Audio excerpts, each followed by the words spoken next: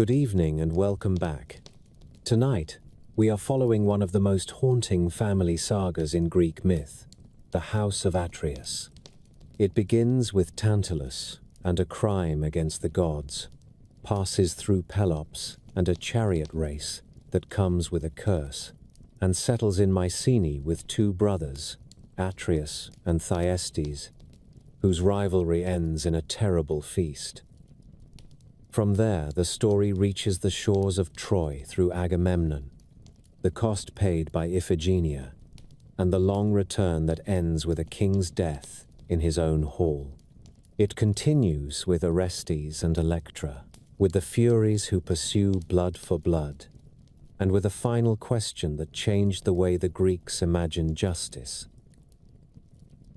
As always, I'd love to know where in the world you are listening from, and what time it is for you. Whether you are winding down for the night or drifting towards sleep, I am glad you are here. Now, let's begin. In the old days, when gods still invited a select few mortals to the bright dining halls of Olympus, there lived a man who could not bear the notion of limits. His name was Tantalus. Some called him a beloved of Zeus. Others said he was only tolerated for his charm, his wealth, and his ability to flatter a thunder god in full regalia. He was a king in Asia Minor, proud lord of Mount Sipylus, the sort of host who thought a feast was not a feast unless there were 10 courses, and every guest left both dazzled and indebted. He had everything a mortal could want. He wanted more. He wanted to be treated not as a guest of the gods, but as one of them. The story begins in the hush of an Olympian banquet. Golden cups brim with nectar. Platters shine with ambrosia that smells of summer rain and fresh bread. The muses hum under their breath. To be seated here is to be brushed by immortality itself. A good mortal would have been grateful. Tantalus was not content with gratitude. He watched the gods sip nectar and thought of his own court, of flatterers and courtiers who would grow giddy at even a thimbleful of such drink. He imagined the whisper that would ripple through the halls when he revealed divine food on mortal tables. He imagined the power that would follow. There are 2 crimes that herald the curse of his line. The first is larceny with a lofty view. Tantalus is said to have stolen nectar and ambrosia and shared them with mortals, a breach of the highest order. Divine fare is not a party favor. It is the seal that separates the eternal from the brief. To carry it down the mountain and pass it about with a grin is to spit in the face of the rule that keeps the worlds from bleeding into each other. The second crime is worse, and it is the crime most storytellers cannot put down once they pick it up, because it tells you exactly what sort of man we are dealing with. Tantalus decides to test the gods. He sends word. Come to Sipylus, feast at my table. See how a mortal king can honor the deathless. The gods arrive bright as a storm on a clear day. They take their places and the servants bring covered dishes with a flourish. Tantalus sits at the head of the table, eyes aglow with a secret that thickens the air. The lids are lifted, the aroma rises. The gods reach for their knives. Only Demeter hesitates. She is lost in sorrow for her missing daughter and absent-mindedly plucks a small portion from a shoulder and eats. Then Hermes tilts his head. Athena goes still. A silence collects around the platters, as if the hall itself has stopped breathing. Zeus speaks and the table trembles. The servants flee. The dishes are carried away, the covers thrown back, and the truth is gathered in one long shudder. It is not beef. It is not lamb. It is Pelops. It is the son of the host, butchered and boiled, and served to test whether the gods truly know all. Tantalus smiles the smile of a man who believes he has outwitted heaven. The gods do not eat. They do not need to be clever to smell a human life on a plate. Demeter alone has taken a bite, distracted, and that bite is a shoulder. In the grief of that tiny accident, the whole terrible scene is drawn in a circle. Zeus orders that Pelops be restored. The Fates gather the pieces that had been unspooled from their woven cord. Hermes lays out the remains. The gods breathe over the boy, and life returns like a tide through a hidden channel. There is a missing shoulder, of course, and so Hephaestus crafts a new one out of pale, gleaming ivory, a mark Pelops will carry forever, proof that he died and lived again at a table where he never should have been served. As for Tantalus, the punishment is a lesson designed to be felt and not forgotten. He is cast down to Tartarus, to a grove of fruit trees that bow with sweetness, and to a pool of water that gleams around his legs. It looks like mercy from a distance. It is not mercy. The thirst that takes him is monumental. He bends to drink and the water slides away, obedient to a law that denies his lips. He reaches for figs and pomegranates and pears, and the branches climb just beyond his grasp, as if the whole orchard has learned how to flinch. Some say a stone hangs over his head, large as a verdict, ready to fall the moment he is careless. He has company down there. Sisyphus rolls his rock, Ixion whirls upon his wheel, but it is Tantalus who gives his name to a feeling the world knows too well, the ache for what sits inches away, the refusal of the world to be plucked and swallowed by pride. What began as vanity ends as a chain. This is not only the fall of a king, it is the first link in a curse that will bind his descendants. You can hear it beginning to rattle already. Pelops walks back into the sunlight with an ivory shoulder and a story he will never stop living down. There is a whisper of blood that was boiled and served. There is a law broken in heaven and mocked on earth. There is a son who was made into soup to see if gods could taste the difference. The gods could taste the difference. The gods do not forget. They do not forget the smell. They do not forget that a father turned his own child into a wager. They do not forget the way his grin looked when he lifted the lid and asked for compliments from the company. In the mortal world, the court of Sipylus learns to speak of the old king in a hush. People say he grew too close to Olympus and burned his hands on the coals of their hearth. People say he loved the sound of his own cleverness more than the beating of his own son's heart. They say he wanted his name to be mentioned in the same breath as the names of the deathless. He got what he wanted. We are mentioning him now. We see him reaching for water that will never touch his tongue. We see him stretching toward fruit that dodges him like a dancer. He starves in the middle of bounty and thirsts in the middle of a spring. That is what hubris looks like when it is served cold. Meanwhile, the boy who was once a dish becomes a man whose beauty is so polished it is almost dangerous.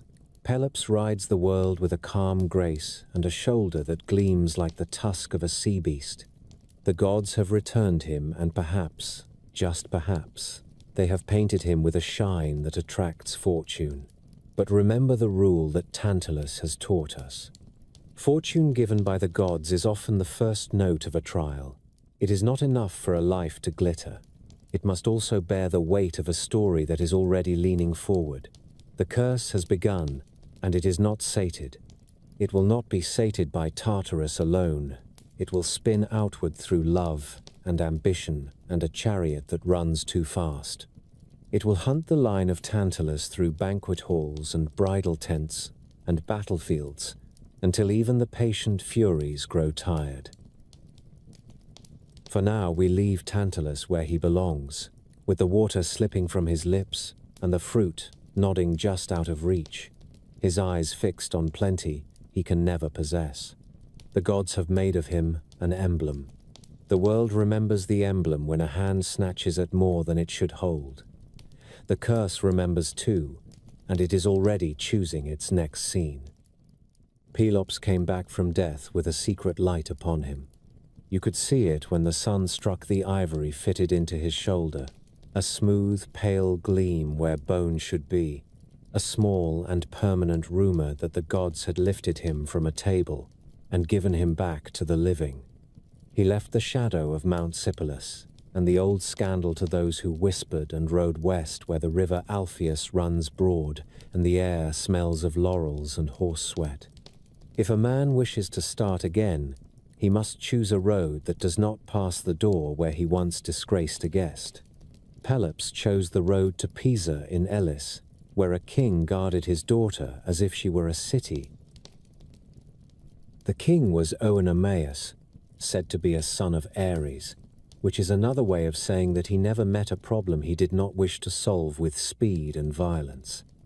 He had a daughter named Hippodamia whose beauty drew suitors the way a torch draws moths on a summer night. An oracle had told Oenomaus that he would be killed by his son-in-law. He decided to make that an ambitious goal by ensuring there would never be a son-in-law. He set a challenge that sounded sporting and was in truth a ritual of execution. He would race each suitor in his chariot from the palace at Pisa to the altar of Poseidon on the isthmus. The suitor would depart first. Oenomaus would pour a libation, salute the god, then give chase with horses that had the bite of war in their teeth. If the suitor reached the altar first, he would win Hippodamia. If Oenomaus overtook him, he would kill him on the road and nail the severed head to the lintel of his hall. The palace collected a crown of skulls, and Oenomaus slept well beneath it. Hippodamia had the poor luck to be loved by many and chosen by none, because every man who tried to claim her became an ornament for her father. Then came Pelops with his ivory shoulder and a reputation that drifted ahead of him like incense in a temple. Some say that Poseidon remembered a youthful fondness for Pelops and gave him a chariot with horses that never tired. Others say the gods had given Pelops enough gifts already, and that what came next would be a human scheme cut on the grain of desire. These stories are not enemies. They are neighbors who nod at each other across a fence. What matters is that when Pelops saw Hippodamia, he decided that his life would either enlarge or end on that day. Every king has a man who attends to the practical details of victory. For Oenomaus, this was Myrtilus, son of Hermes, a charioteer who knew the language of axles and reins, and who could hear the truth a wheel tells as it turns under weight. Pelops sought him out at twilight, when the palace yard cooled and grooms hummed as they brushed down the team. He offered gifts and words that glowed like warm wine. He promised a share in the triumph. In some tellings he promised half the kingdom. In others he promised that Myrtilus would lie first with Hippodamia, a promise he never intended to honor. Myrtilus listened, and perhaps he heard Hermes in the wind saying that speed and clever hands can carve a future from a present that looks impossible. On the morning of the race, the suitor stood at the palace gates with Hippodamia beside him. She had chosen Pelops.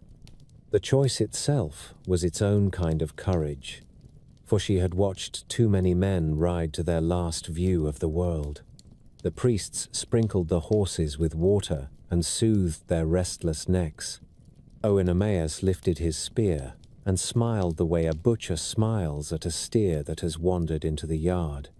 Pelops and Hippodamia set out, wheels rattling, hooves biting at the road, the isthmus glimmering in the mind like a coin on a table. Behind them, Oenomaus poured his libation and climbed into his chariot. Myrtilus held the poles while the king bound the reins about his waist, a reckless habit that kept a driver in command even if he lost the grip of his hands.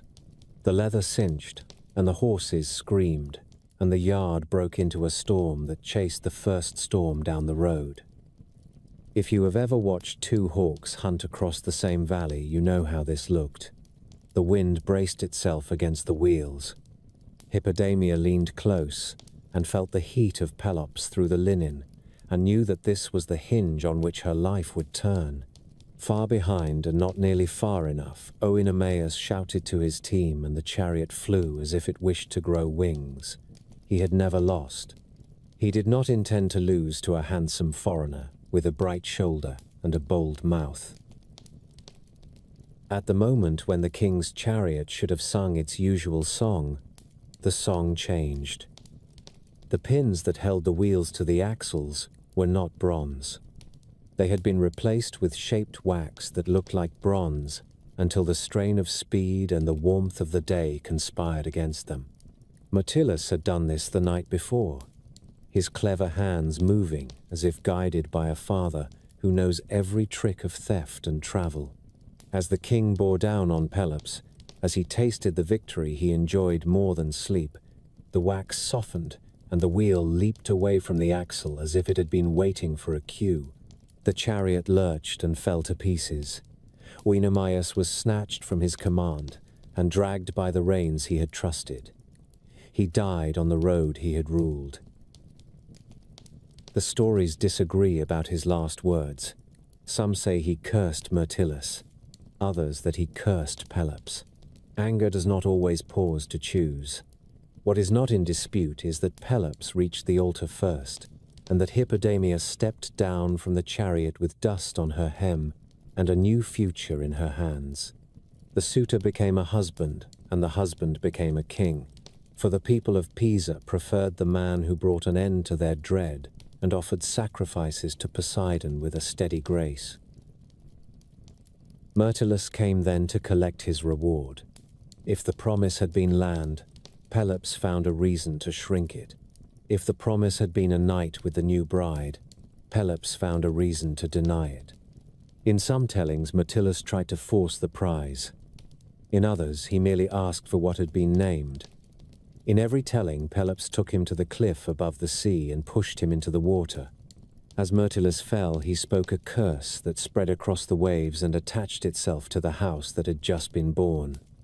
The sea in that place came to be called the Myrton, in memory of the man whose breath ended there. The curse did not end. It went on like a prayer said by an enemy. Pelops ruled well.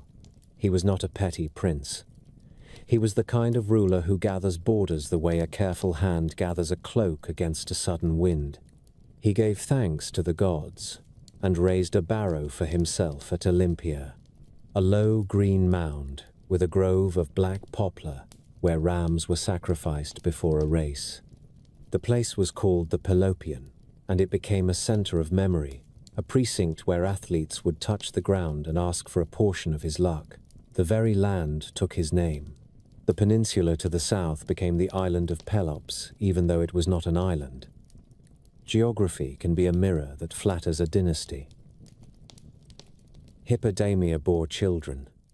The palace filled with voices and sandals in corridors, and the complicated music of a household that is both happy and entirely human. Among the sons were Atreus and Thyestes, names that would one day stain the floorboards. There was also a boy named Chrysippus, whom Pelops loved, and whom others could not bear to see loved. A shadow gathered in corners again. That is the nature of shadows. They are patient. They wait for light. They wait for someone to stand where the light cannot help but create them. There were festivals now at Olympia with garlands and flutes and men who ran for the honor of running. People said that the games began to celebrate the race that gave Hippodamia her husband and Pisa a new king. The tale was told by old men who had watched horses stretch like river reeds in the wind, and by young men who practiced in dust and dreamed of wreaths. The story liked to be told out loud in the evening when the cool came down and the meat hissed on the spit. It always reached the same conclusion. A clever man had outpaced a violent man. A daughter had been claimed from fear. A curse had traveled from a mouth to a house and decided to settle there for a very long stay. Pelops would stand sometimes on the portico and watch the boys practice with small chariots in the yard and feel a strange tightness around the heart. He had won his kingdom on a road and a betrayal and a shove that sent a man into the sea. The world had given him back what had been cut from him, and then had given him more. But gifts are never weightless. The ivory at his shoulder was smooth under his palm and cool on hot days. It was a reminder that the most important part of him had once been on a platter, and that not even triumph can erase the first story written on a life. He looked at Hippodamia. He looked at his sons. He looked east toward the old mountain where his father had stood smiling at the gods as he lifted a lid. He did not look for long.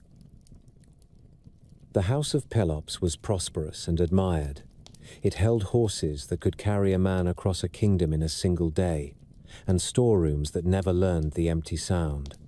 It held children who would grow taller than their father and speak in voices that shook the pillars.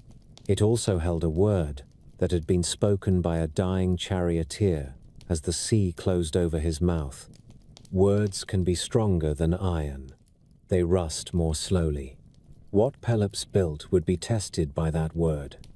The test would come in the form of brothers who could not share the sunlight and a feast that would ash the tongue. But that is for another chapter.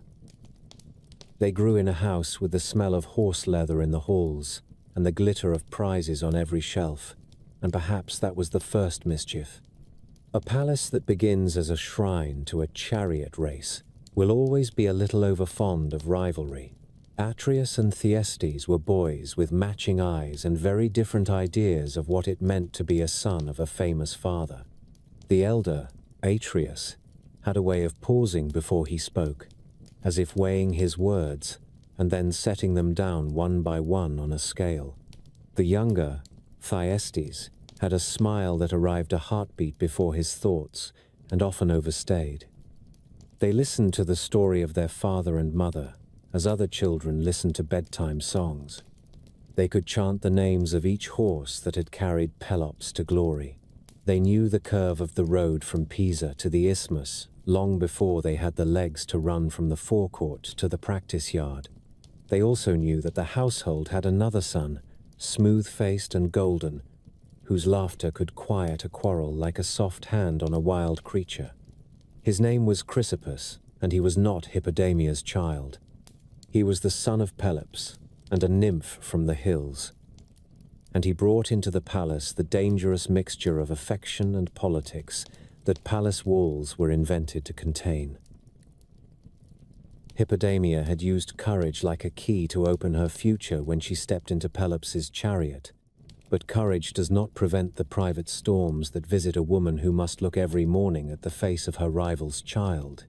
She had given Pelops sons and daughters, and a kingdom throbbed under their feet like a drum. Yet it was Chrysippus whom Pelops loved as only a father loves when he believes he is making up for a lack he had no part in creating. He taught the boy to handle horses. He took him hunting when the sky was a clean blue bowl without a cloud. He had a way of placing his hand on the boy's shoulder with a pride that did not shrink even when the court watched. As Chrysippus grew graceful and quick, whispers gathered like dry leaves in an inner yard. In those leaves, a spark waited for a wind. The spark came from a very human place. Hippodamia wanted her sons to inherit the world she had helped to make safe. She could not bear the thought that a child born outside her marriage might be set above Atreus and Thyestes when the old lion laid down his head. The old tellers will sometimes apologize for what comes next, as if grief for what is not promised were a felony that only women commit. The truth is simpler and more sorrowful. In a house built on the cunning of fathers and the competitions of kings, a mother should not be asked to carry all the sins. Hippodamia whispered to Atreus. She whispered to Thyestes. She spoke about rank and right and justice and the quiet poison of favoritism. A mother's voice can teach a boy how to be kind. It can also teach him how to wrap cruelty in the language of duty. The deed itself is veiled in several versions, as dark deeds usually are.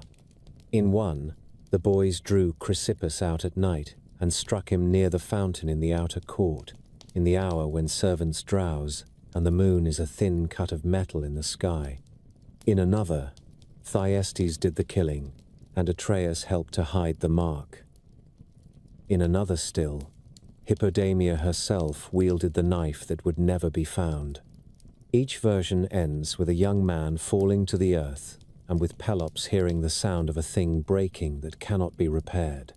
Fathers are told that practice will make them grow used to loss, that a palace is a place of roads joined and roads parted, and that children are born already bent toward fate. Fathers are not told what it is to gather a body, and know that the hand that did this might belong to a child who learned to walk by holding the hem of your garment. If Pelops could forgive the gods for eating a bite of his flesh, he could not forgive his sons for taking the life of their brother. His grief came out as a curse, old-fashioned and heavy, and then as banishment. Atreus and Thyestes were made to leave the court they had trained in like hounds, and the land that had grown used to their shadows. They left behind the precinct of the Pelopian and the smell of olive oil on clean skin after a race. And they set their faces toward the northeast, where the plain of Argos lies broad between sea and hills. At the mouth of the gulf, the sun slides down at evening, as if the world itself were a bowl slowly tilted. Across that plain rose the citadel of Mycenae, like a fist of stone. Its gate had lions carved above it, whose paws rested on an altar, and whose bodies formed a triangle of strength. The walls were already ancient, their stones as big as memories, and set so tightly that you could not slide a reed between them. This was a city built to resist a siege and to keep secrets. It was a sharp place for boys who had run soft in Olympia. The kingship of Mycenae had grown complicated since the days when a single man could set a spear in the ground and call it his. There had been Eurystheus, whose name would become famous and then contemptible because he made Heracles fetch and carry like a servant for 12 years. There had been others who held the throne and lost it as life loses color at sunset. Atreus and Thyestes arrived to find a court that had room for the sons of Pelops, because talent is the one refugee palace men always agree to shelter. Atreus married, and it was a marriage that would ripple through the next century of gossip, like a pebble that refuses to sink. The bride was Aerope, daughter of Atreus, king of Crete. Crete knew how to make palaces that drank sunlight and pushed it back at the sky as if palaces were lamps. Crete had a taste for the trickery of fate that could be wrapped in good manners. Atreus had been told an oracle that a child of his would kill him. In some tellings, he tried to outwit the words by sending his daughters away, as if distance could stale the mouth of a god. Aerope was brought to Atreus in Mycenae with the sort of ceremony that keeps breath warm on lips even when hearts are elsewhere. She learned the smell of Mycenae. It smelled of bronze and sweat and sheep. She learned the weight of Mycenae. It pressed on the chest. It is at this point that a lamb appears. Of all the sacred beasts that drowse under olive trees and nibble at the skirts of goddesses, a lamb might be the one creature that looks least like a threat. It is a festival on 4 legs, yet it is a lamb that sets the next wheel turning. Atreus was lord of many flocks, and in one of those flocks a lamb was born whose fleece shone with a golden light. Some say it was a gift from Hermes tucked into the palm of a shepherd who could not meet the eyes of the king when he delivered it. Some say Artemis sent it as the sort of test that a clever man mistakes for a present. Atreus announced to his court that he would offer the most splendid of his flock to the gods, and then he kept back the golden lamb. He told himself that a shepherd may reserve a little for his own table. He told himself that a man with responsibilities may treat divine property as if it were his private purse. He told himself many things. He did not tell himself that he had simply wanted to keep a golden thing in a room where he could look at it when he could not sleep. He placed the lamb in the care of his wife as a lover places a secret in the hands of a beloved and asks her to keep it quiet, the better to let it sing in the mind. Arab took the charge with a face that did not show what her heart was doing. Atreus trusted a woman he barely knew with the thing that would soon come to be used to measure the size of his crown. If you believe that people often become what others expect of them, then you will see a man who made his wife into a vault and then forgot to lock the door.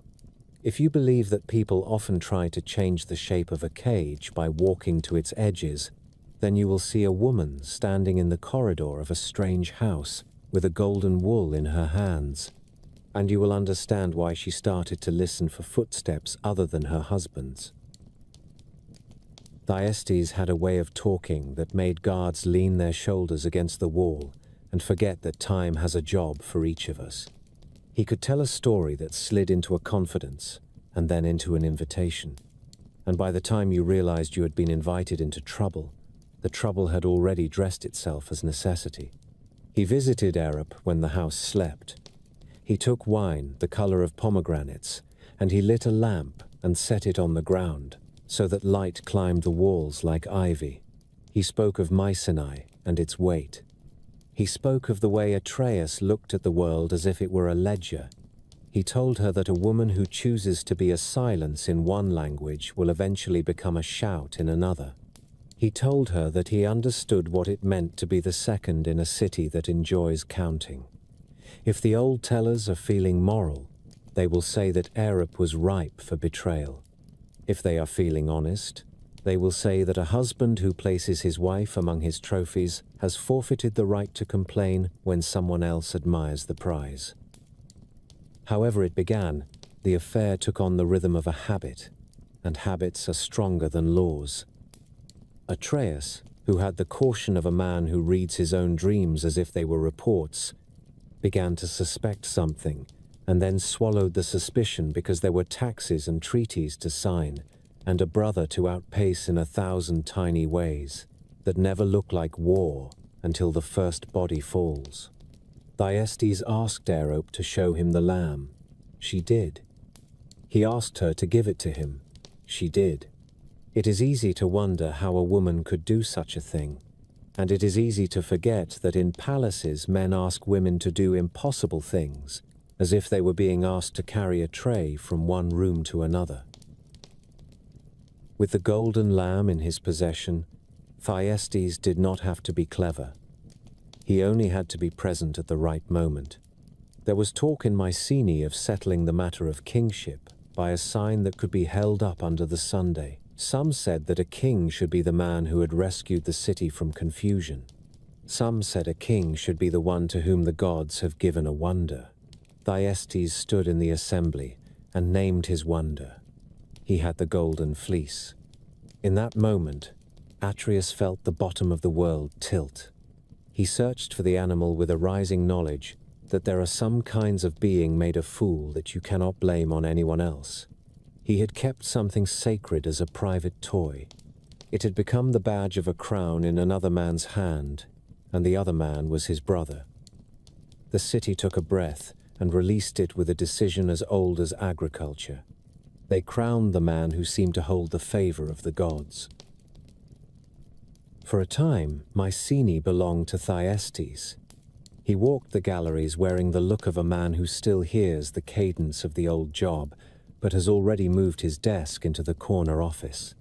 He rearranged the council as a man rearranges his cloak when a wind shifts. He allowed himself to be generous to supplicants who arrived at the gate, telling stories about loyalty they had once shown to Atreus. When people questioned whether a lamb could confer a crown, he smiled and asked whether they would prefer a sword. Since the city was doing well, and since the flocks lambed in spring, and since the grain filled the jars to the top, the high places were quiet, as if the gods had nodding heads that day. Atreus was not a man to set his grief down on a bench and leave it like a jar of sour wine. He went to the shrine and held his hands out to the air, as if it were a fabric that could be pulled aside to reveal a stage. He asked the gods for a sign. He asked for a sign that would make men gape and forget that they had ever admired his brother's smile. If the old poets are to be trusted, Zeus himself answered, Atreus proposed to Thyestes a public test, a harmless spectacle, a harmless wager wrapped in the modest clothes of piety. If the gods wished Atreus to be king, let them change the course of the Sunday. Let the golden chariot that draws the day rise where it ought to fall and sink in the place where it ought to begin. Thyestes agreed, because a man whose luck has just delivered him a crown often believes that luck has become his servant. On the appointed day, the people went up to the roofs and the fields emptied, and even the potters came out with clay on their hands to squint at the line of the horizon. Children whose mothers had never let them climb the ladder to the roof were told to hurry. Priests burned barley and lifted their voices. The sky was as clear as an oath. The east watched the west, and the west watched the east. The sun did something no one had ever seen. It paused as if remembering an old path. It moved against its usual road. It settled into the east with the color of late light, and it rose in the west like a beginning that had lost its way. The city shouted. Some fell on their faces, and some clapped their hands like people at a play. Thyestes stood very still. He looked down at his hands as if expecting to find a mark burned there. Atreus did not smile. He simply turned, as if a carpenter were finished with one wall and ready to begin another. The throne returned to Atreus. He took it with the caution of a man who has loaned his favorite book to an old enemy and received it back with the pages marked and the spine broken. He felt the ache of a wound that had not closed and whose edges were raw with the salt he had sprinkled himself. The city, which had been very good at pretending that nothing was wrong, returned to the practice of pretending that nothing had happened. The palace staff made the changes that people always make when a new ruler brings back yesterday. The flowers in the great hall were fresh. The couches were rearranged in a pattern that would not be out of date for another generation. The musicians rehearsed a set of passages that had once pleased Atreus when he was young enough to admire the memory of a difficult lesson. All of this put a thin crust over a lake whose surface could be broken by a pebble. That pebble came not from the sky, but from the private life of a marriage that had become an allegory for the kingdom. A servant who had allowed himself to become loyal to the face of his work rather than to the face of his master, found his way to Atreus and told him what he knew. Arope, he said, had not only given Thyestes the lamb, she had given him her bed. There are many betrayals, and each deserves its own recounting. But when a man learns that the place where he sleeps is the place where he has been made foolish, the anger that stands up inside him is a different sort of animal. Atreus stood in that anger the way a sailor stands in surf with his knees bent and his hands at his sides, feeling the pull in both directions and waiting for the next wave. He did not rush. He had discovered that speed is a trickster that smiles and disappears. He would be careful now, and his carefulness would develop teeth and a taste for meat. In the court of Mycenae, there were visitors who had never learned to read a room and who wanted to speak about the new altar in the lower city. And there were scribes who wanted to show how they had corrected a list of taxes collected from the orchards by the river. Atreus listened. Atreus nodded. Atreus made the appropriate remarks. He allowed the city to look at his face and think that it was a calm sea. Inside his mind, he was drawing lines on a map of the palace. He was measuring the length of tables. He was remembering which servants could be counted upon to wash their hands, and which would forget, and which would pass on a message, and which would hold their tongues like a shut cupboard. He was imagining the steps that would carry him from the high seat to the threshold of a private room with blood on its pillows.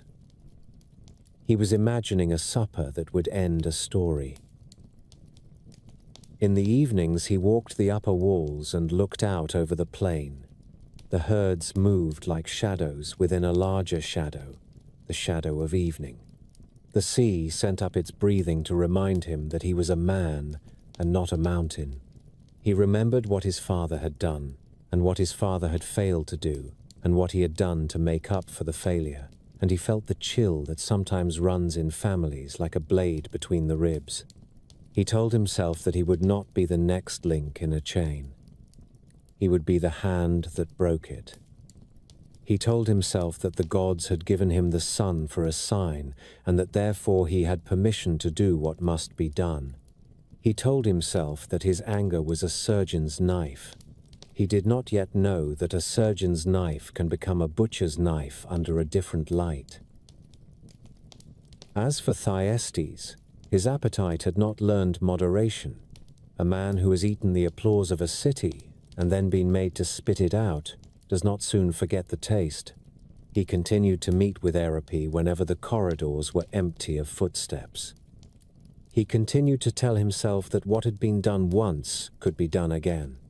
He continued to believe in luck as if luck were an altar with his name carved into its base. The courtiers who watched him with the faces of men who would deny watching anything noticed that his confidence had an edge that cut cloth where it brushed. They wondered if he would tempt the gods a second time, and then they shook their heads and did the sums that must be done before winter arrives.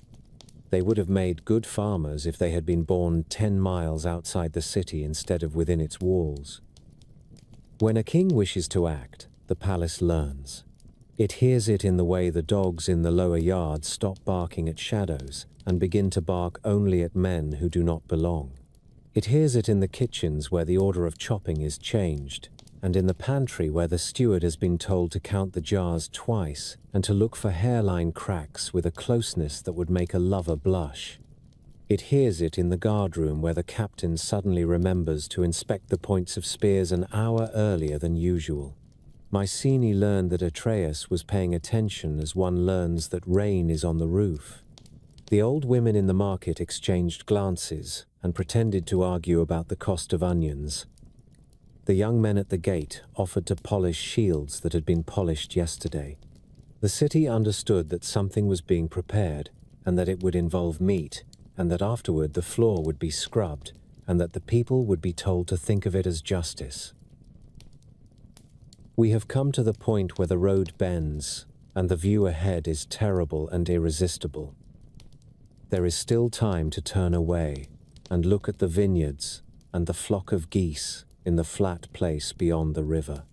There is still time to step back into the ordinary miracle of a day when no one plans a feast with murder at its center.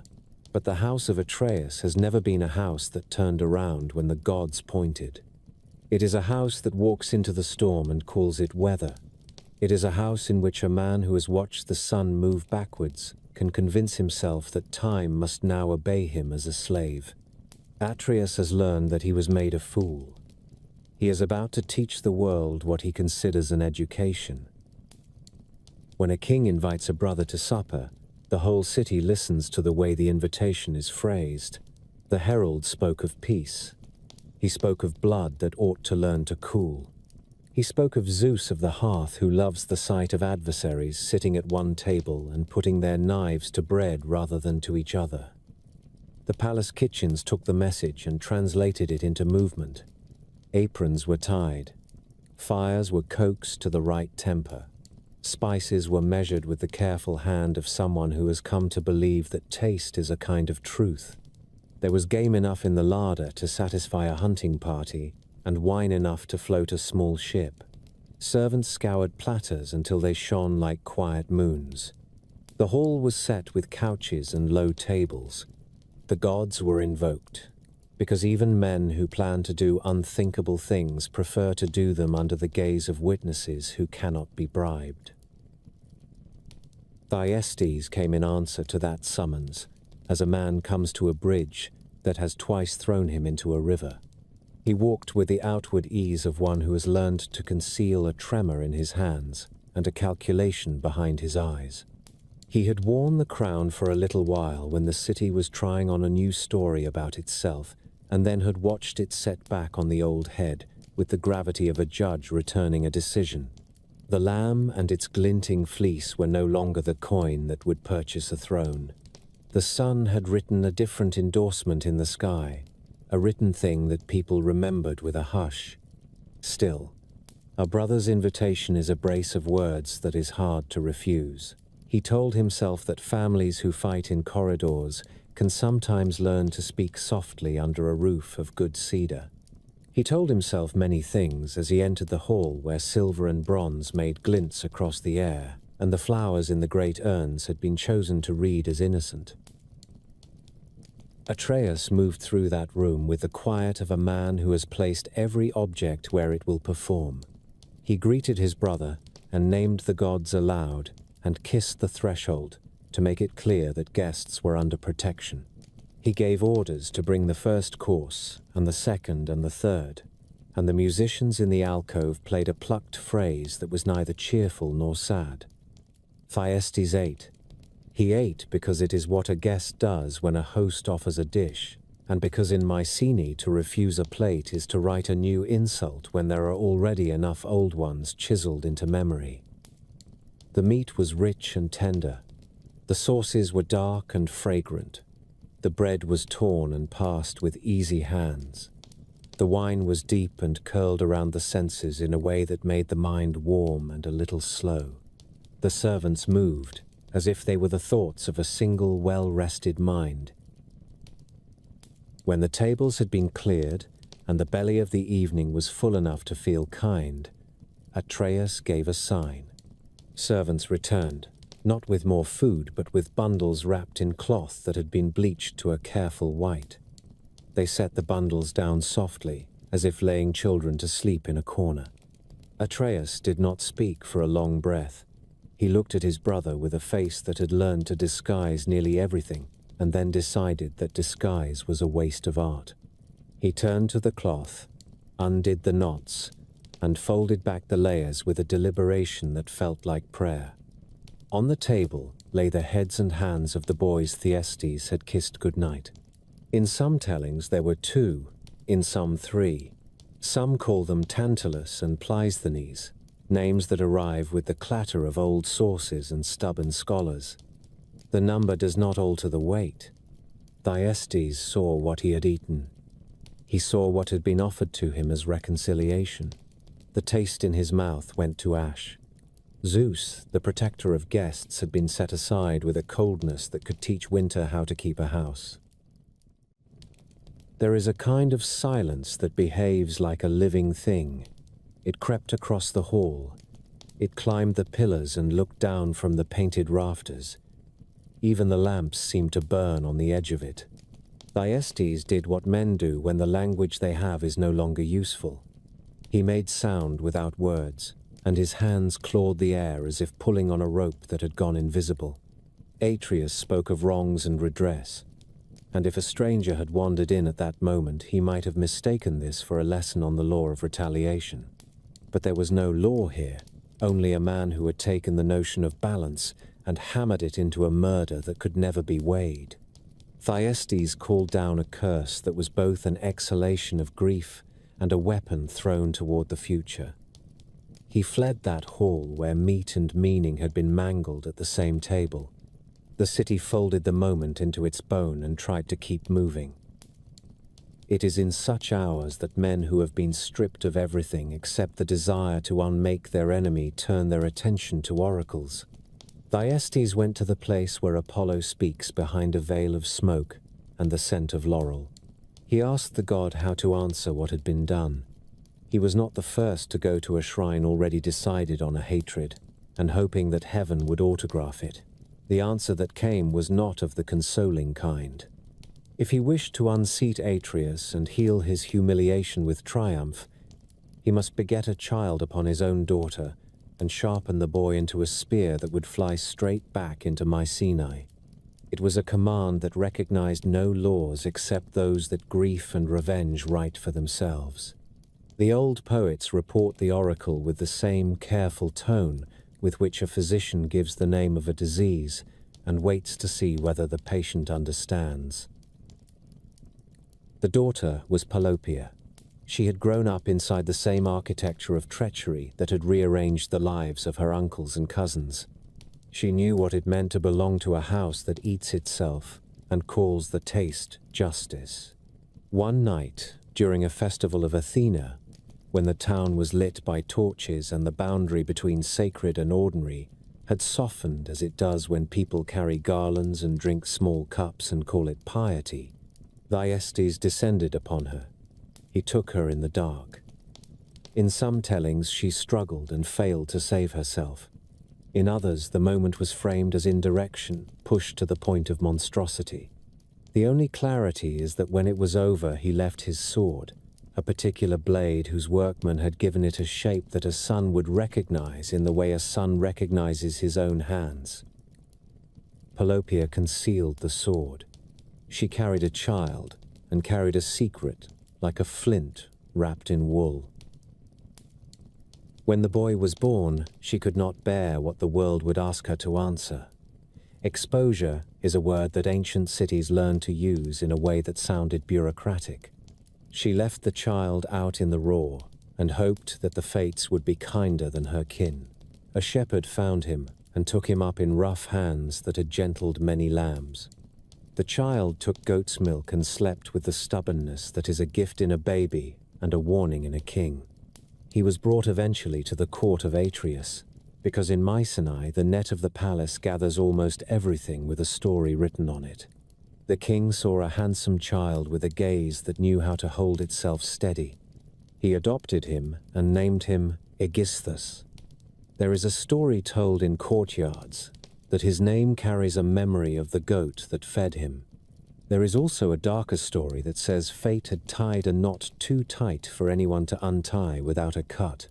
Atreus raised Aegisthus as a son, not knowing that he was drawing to his table the weapon that had been commissioned at Delphi. In one twist that the old chroniclers enjoy reporting with an air of grim irony, Atreus later took Pelopeia to wife. He did not recognize her face from the night of the festival, and she was not eager to retell that night to a man whose house had turned banquets into a school for murder. She hid the sword she had kept from the assault, a sword that would become a speaking thing at the right moment. Aegisthus grew in the courtyards of Mycenae with the quickness of a boy who learns where the shadows fall and how long it is wise to stand inside them. He learned the weight of metal and the speed of horses and the art of appearing calm when important men throw words like knives. He was a son in a palace that trained sons like athletes for contests that were always called by other names. Years passed the way. Years always pass in palaces. There were entertainments and sacrifices and angry letters sent to the rulers of neighboring towns in tones that pretended there had been a misunderstanding about a river that changed its course. Atreus remembered that Thyestes still breathed somewhere in the world and decided that this was an error in the accounts. He sent men to comb the countryside and make it known that Mycenae would no longer permit the presence of its enemy anywhere the sun could find and name. The men went out and returned with a rumor that tasted like certainty. Thyestes was living in a small town beyond the end of the road, eating coarse bread and waiting for the day when the world would remember that revenge has an appetite that never learns to be shy. Atreus looked at Aegisthus and saw an instrument that could play a single strong note. He sent the young man with instructions to bring Thyestes back, either bound or silent. He gave him a sword and did not know that the sword was a key being returned to a door. Aegisthus found Thyestes and entered the home, where quiet had grown like a weed. The old man looked at the face of the youth and felt the churning of a recognition that had not yet found its words. When Aegisthus drew the sword, Thyestes saw the distinctive work on its blade and hilt, and the old scene stood up in front of him as if time had walked backward to fetch it. He asked where the sword had come from. The young man said that his mother had given it to him, and that she had kept it since the night of a festival dedicated to a goddess who hated such nights. Thyestes spoke the name of Pelopeia, and the room changed shape. There are moments when a family story reveals itself, like the pattern that appears on cloth when a dye is washed away to show what the thread has been preparing. Thyestes told Aegisthus who his father was. He called Pelopeia by name as one calls a person into the room who has been standing there all along just outside the circle of the lamp. The revelation cracked the world open. Aegisthus returned to Mycenae and confronted his mother with the sword and the truth that had been carried at its point since before he could stand. Pelopeia could not survive that knowledge. She killed herself with the same blade, a part of the story that the old poets report with the bluntness they reserve for things that human beings insist on doing to themselves when they have run out of other inventions. Now Aegisthus belonged to the father who had prophesied him. He returned to Thyestes and bound himself to the task for which an oracle had drafted his life before he was named. Atreus, who had set this boulder in motion thinking it would crush the rival he had once outwitted at a feast, could not see how the slope beneath his feet had been greased. In one popular telling, he stood at an altar making a sacrifice to the nymphs, a pious man performing a pious act and unaware that the world could place two meanings side by side and call them both accurate. Aegisthus approached and killed him cleanly. In another, telling the deed was done in the palace that had once been staged for reconciliation, during a feast that did not bother to pretend to be anything else. Either way, the hand that killed Atreus was the hand he had taught to hold a weapon, and the man who ordered the killing was the man whose sons Atreus had carved into a meal. With Atreus fallen, Thyestes walked back through the gates of Mycenae, wearing a face that had learned not to trust happiness. He sat where his brother had Saturday. He spoke the words that rulers of cities say to assure markets that prices will not sprout wings, and to assure neighbors that the army will not come to call unless properly invited. The court watched his mouth and tried to recognize the language. The city learned to breathe in a new rhythm, as a runner learns to match his steps to a hill. Scholars in later centuries will draw family trees and write notes about lines of succession and dispute, obscure details, because disputation is a pleasant wine. The citizens of Mycenae remembered a different text.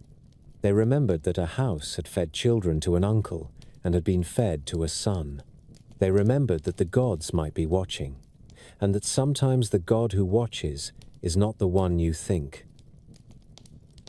The curse had not ended. It had only changed address. It had begun with a father who served his child to the gods, and moved to a father who served his brother's children to a brother. It had asked for obedience in a way that no one who loved reason could honor, and it had received obedience dressed as necessity. Under Thyestes, the palace tried to place a plaster of rituals on a wall that had learned to lean. Aegisthus became the shadow that walked beside the throne, the man who listens to the last thing and notes where the floorboards will creak when men return to their rooms. He learned that loyalty is not a state of the soul, but a pattern of bargains made under many roofs. If we were to step out of Mycenae for a moment and walk across the slope of time, we would see the next figures already approaching in the far field. We would see two boys being told stories at the knees of tutors who smelled of papyrus and the inside of sleeves, and who spoke 3 languages with a precision that refused to admit fatigue. We would see Agamemnon and Menelaus learning the names of ships and of winds and the shape of coastlines. We would see 2 girls, one of them with a name that will one day be spoken in every port in the world, with a mixture of desire and dread. But for now, the gates are shut against the view. For now, the story remains where it belongs, with a father who has reclaimed a throne and a son who has become the instrument of a prophecy that reinvented biology for the convenience of disaster. The throne room of Mycenae is not a patient place. It asks each new body that sits upon its seat whether he understands the cost of ownership. Thyestes may have understood it once, and may have forgotten, and may have understood it again. The city began to tell itself that perhaps the hunger was finished, that perhaps the wolves had eaten their fill of their own cubs and would now sleep. The city was wrong, but cities are allowed to be wrong in the way. Fields are allowed a frost. The stalks will stand again. The next act will arrive with a different mask, and the same eyes. We leave the hall with its echo of a supper that the world can never digest. We leave the doorway where a brother turned a table into a tomb. We leave the courtyard where a boy who loved the speed of hooves learned that he would be famous for the slowness with which he lifted a blade. We leave the oracle that has stopped smoking for the night, and the room where a mother fell upon the sword that had cut her life into before and after. The gods have not finished their lesson, because mortals are very slow pupils when the class is about humility and restraint. The Erinyes walk in the dark like the memory of a footstep, never hurrying and never tired. When Thyestes settled himself upon the throne of Mycenae, the city went about the business of pretending that kingdoms forget. It is a comforting story that palaces tell themselves. The walls listened to new orders delivered by an old mouth, and the storerooms emptied and filled with the unhurried rhythm that reassures human beings that seasons still obey. Yet dynastic memory is not a ledger that can be erased with a damp cloth. Somewhere under the luminous plaster of mourning a truth waited, quiet but awake. The sons of Atreus were alive. They learned to read the world under the roof of another man, and they learned that a child of a cursed house does not survive by being gentle with fate. Agamemnon and Menelaus had been spirited away from Mycenae in the bleak aftermath of their father's murder, and found safety in Sparta under the protection of Tyndareus, a seasoned king with a soldier's eye and a father's caution. In that land of sweet water and horse pastures, the boys grew into men with shoulders that could carry iron and minds that could carry a plan. Tyndareus had daughters already old enough to judge a man by the way he stood and the sound his name made in a quiet room. Their names were Clytemnestra and Helen, and between those two names lay much of the future sorrow of Greece. Sparta was a different music from Mycenae. It had clear air and sharp views, and a court that looked inward more often than it looked upward, and yet even there the gods were always among the furniture. Leda, the queen, was said to have been visited by Zeus in the shape of a swan whose feathers had the brightness of frost at first light. From that astonishing embrace came eggs rather than a common birth, and from the eggs came children with the kind of beauty that makes stories nervous. The twins, Castor and Polydeuces, would be famed for horsemanship and boxing, and a loyalty so complete that poets would later ask the heavens to let them share a place rather than lose each other. There was Clytemnestra, sturdier and darker, a woman whose gaze could hold a room still. There was also Helen, whose face would come to be used as a measure for the cost of glory. In some tellings, she was a child of Zeus, and in others, a child of Tyndareus. But in all versions, she belonged to a class of beauty that behaves like a weather system. Men do not own such beauty. They orbit it until they burn. Agamemnon and Menelaus did not arrive in Sparta as princelings expecting deference. They arrived as guests who learned the rules of another man's court with care and quick obedience. They hunted beside Tyndareus and listened when the king explained which hills were friendly to an ambush and which valleys made a man slow. They became part of the household in a way that was at once informal and very deliberate. It was not lost on anyone that Tyndareus had enemies, and that Peloponnesian politics is a kind of long dinner in which someone always forgets he is holding a knife. When the time was judged right, Tyndareus marched with the sons of Atreus to Mycenae, cleared Thyestes from the citadel, and set Agamemnon on the throne that his father had carried like a wound. For service and alliance, and because seniority still mattered in rooms where the gods listened, Agamemnon took Clytemnestra as his wife. Menelaus remained in Sparta and watched the world develop a habit of turning toward Helen whenever she entered a space, as flowers do when the sun steps past a wall. Before that marriage could be made, the most sought-after woman in Greece had to be assigned to a single man without turning the peninsula into a bonfire. The list of suitors that came to Sparta for Helen read like the opening chapter of an epic.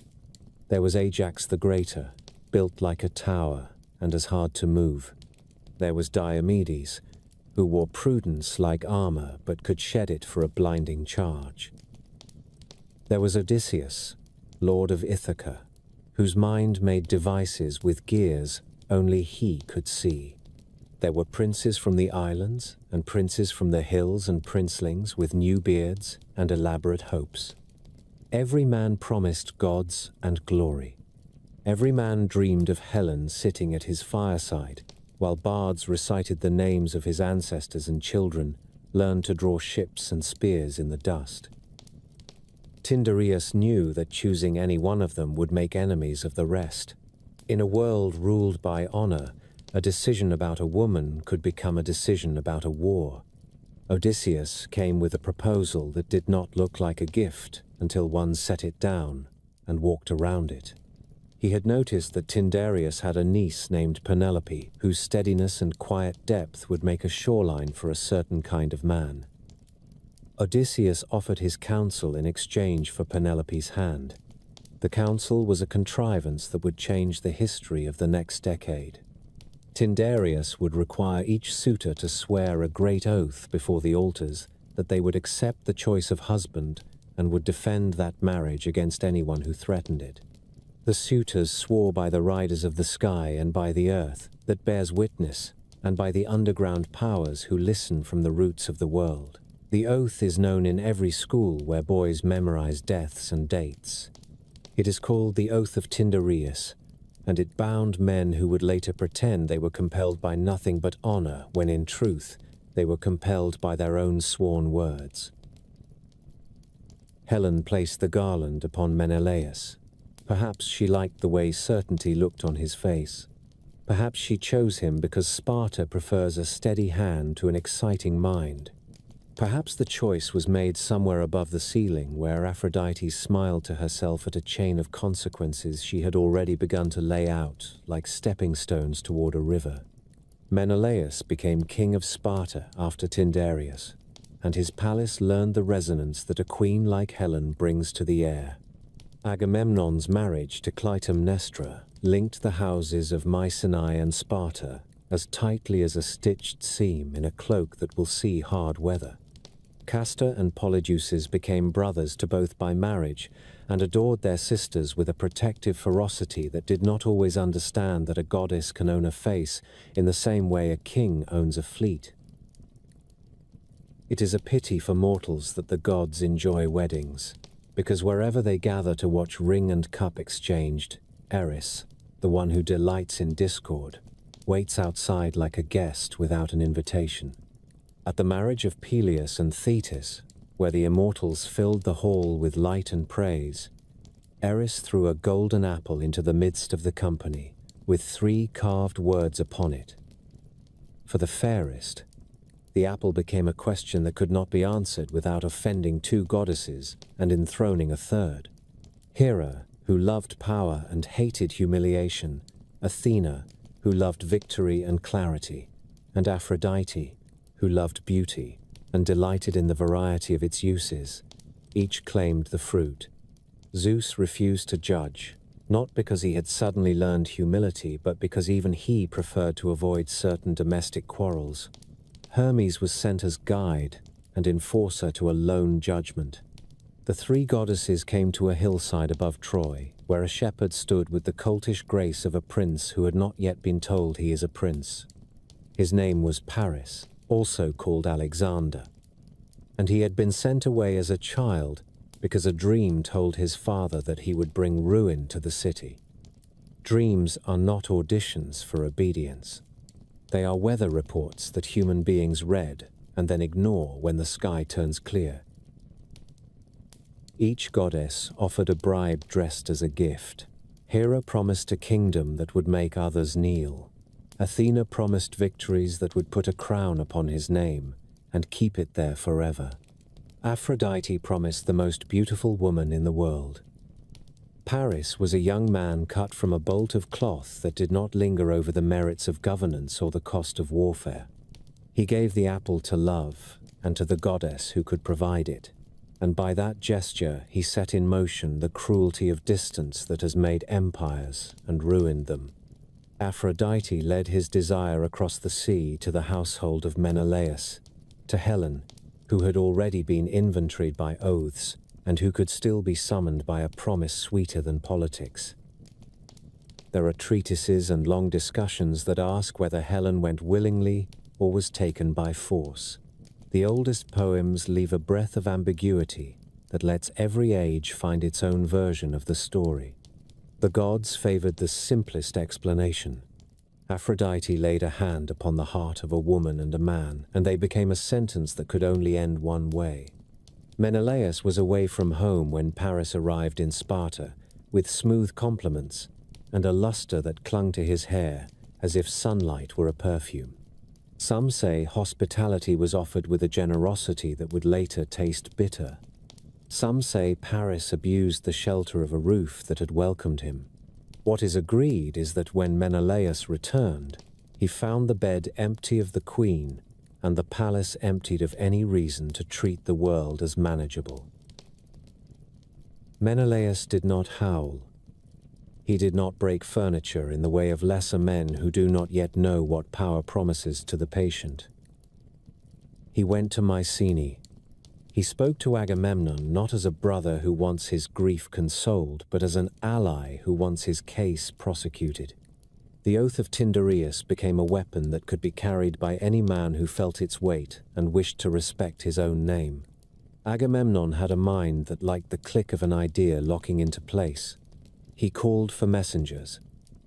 Nestor was summoned from Pylos, where his long memory and gentler wisdom made his city orderly. Diomedes came from Argos, with an appetite for straight lines. Ajax came from Salamis, with an iron steadiness that winds do not push. 2 Menelaean embassies sought help in the islands and on the mainland.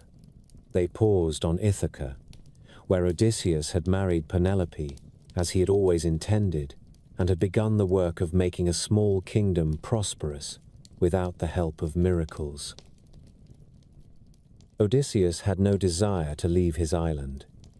He had a child at his knee and a wife whose conversation was as good as music. He also had the misfortune of being the man who had offered the clever oath that now ran through every argument like a wire. He feigned madness, scattering salt upon fields, as if a farmer had suddenly forgotten what seed looks like or what earth expects. Palamedes, a man of keen mind who would eventually be undone by another man's clever malice, placed the infant Telemachus before the plough. Odysseus turned aside. Men who truly lose their wits do not steer them around their children. Odysseus sighed and set down his plough and picked up his oath. He pledged himself to the cause, with the resigned fury of a man who already foresees that his best ideas have a taste for justice that mars their aftertaste. No great expedition begins without a prophecy. Calchas, a seer with a talent for reading what the gods had written in the angles of birds and the stains left by sacrifices, declared that Troy would not fall without Achilles. That name had already begun to circulate, like a rumor of weather. Achilles, son of Peleus and Thetis, had been reared by Chiron, the wise centaur whose school mixed hunting and lyre and medicine, as if education were a banquet and excellence a requirement from birth. Thetis, knowing something of fate and nothing of surrender, had hidden her boy on the island of Skyros in the household of King Lycomedes, dressed in women's clothing among the daughters, because mothers who see what the gods intend sometimes attempt to delay heaven with wardrobe. Odysseus came to Skyros with wares that included combs and bracelets and necklaces, and he also set down a spear and a shield and a trumpet. When the trumpet sounded and men rushed through the courtyard as if danger had burst from its hidden gate, one of the maidens seized the spear with a joy that was also recognition.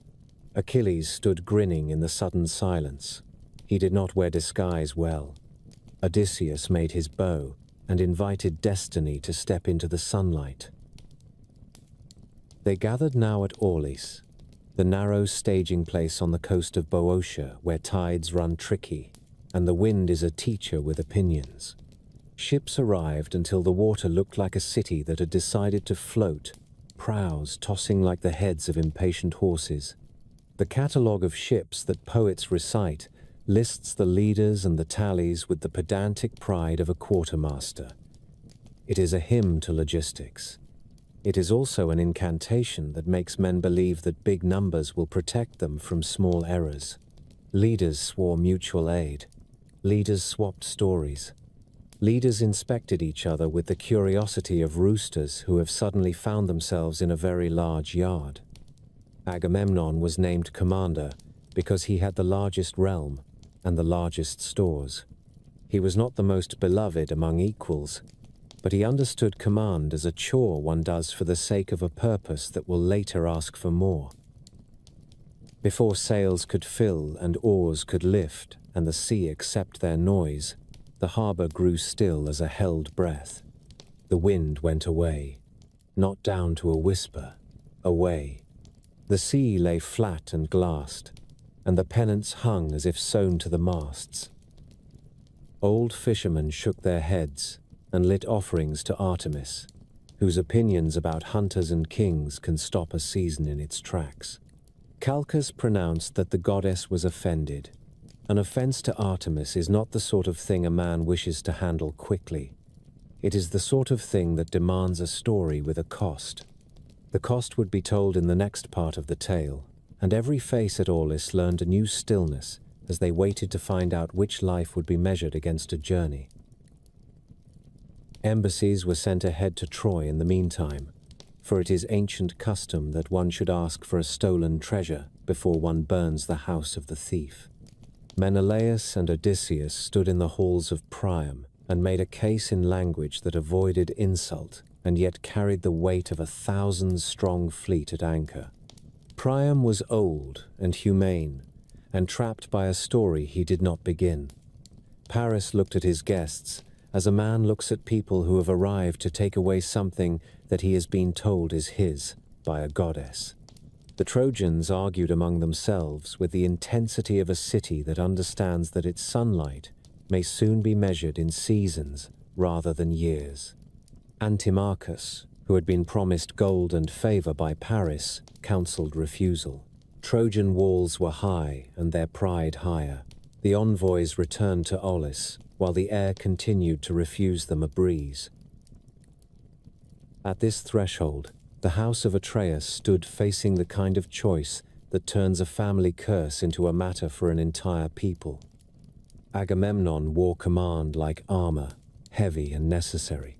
Menelaus wore his purpose like a brand, simple and hot.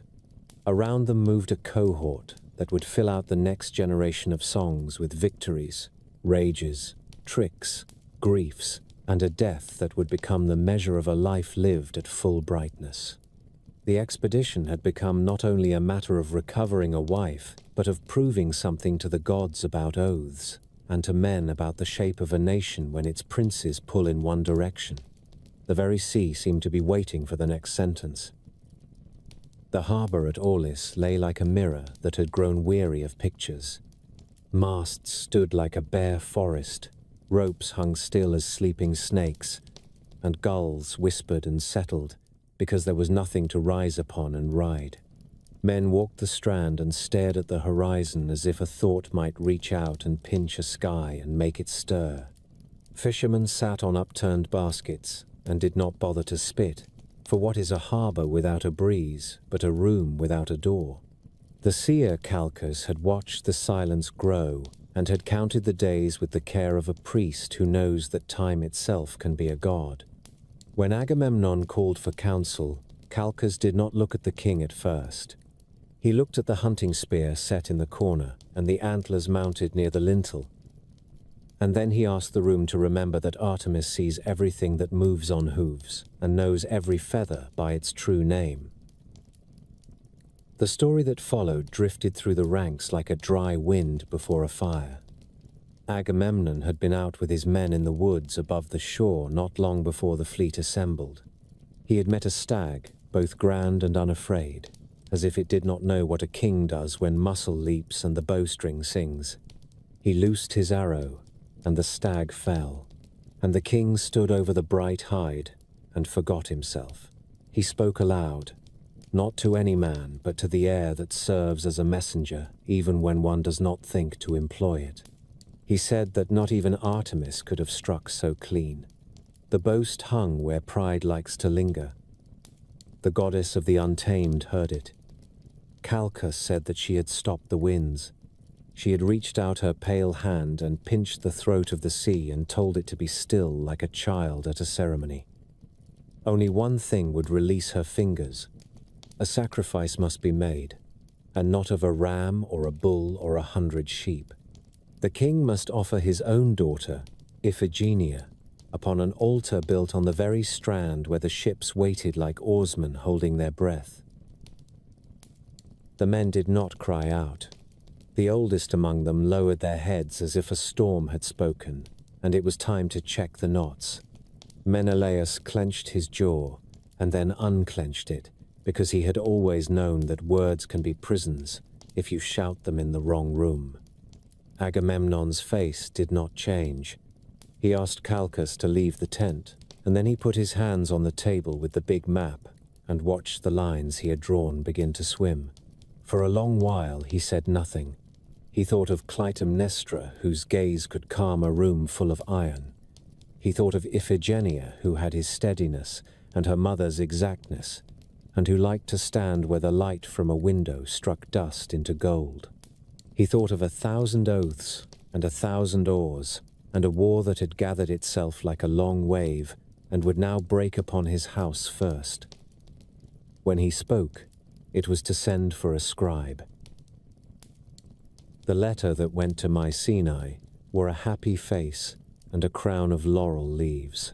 It announced that Achilles, son of Peleus, had asked for the hand of Iphigenia, that the captains would celebrate the bridal at Aulis, and that the sight of a true hero and a bright girl joined would make the winds themselves grow eager to carry good fortune. He told Clytemnestra to come with the child and to bring offerings and gowns for a sacred dance. It was a lie large enough to shade an army. It was the sort of lie a man tells when he stands on a knife and must choose which foot to lift. He sent a second letter later in a panic of repentance, instructing the messenger to find the first and destroy it. And in some tellings Menelaus intercepted that second letter and read the words of a father who had flinched. And then for a dreadful hour he held to the decision that the war must come before all else. The brothers spoke in low tones beside the beach and broke each other's hearts in language that was almost kind. There are versions in which Menelaus relents and begs Agamemnon to end this madness, and there are versions in which he does not. There are also gods in the corners of these rooms, and they do not alter their minds because two men have found a better thought. Clytemnestra came with Iphigenia and a small bustle of women whose bundles promised scents and silks and a festival. Achilles was summoned and found himself asked to smile like a bridegroom for a wedding he had not imagined. When he learned that his great name had been used like a piece of colored glass to attract a child to a dangerous place, he burned in a very pure way.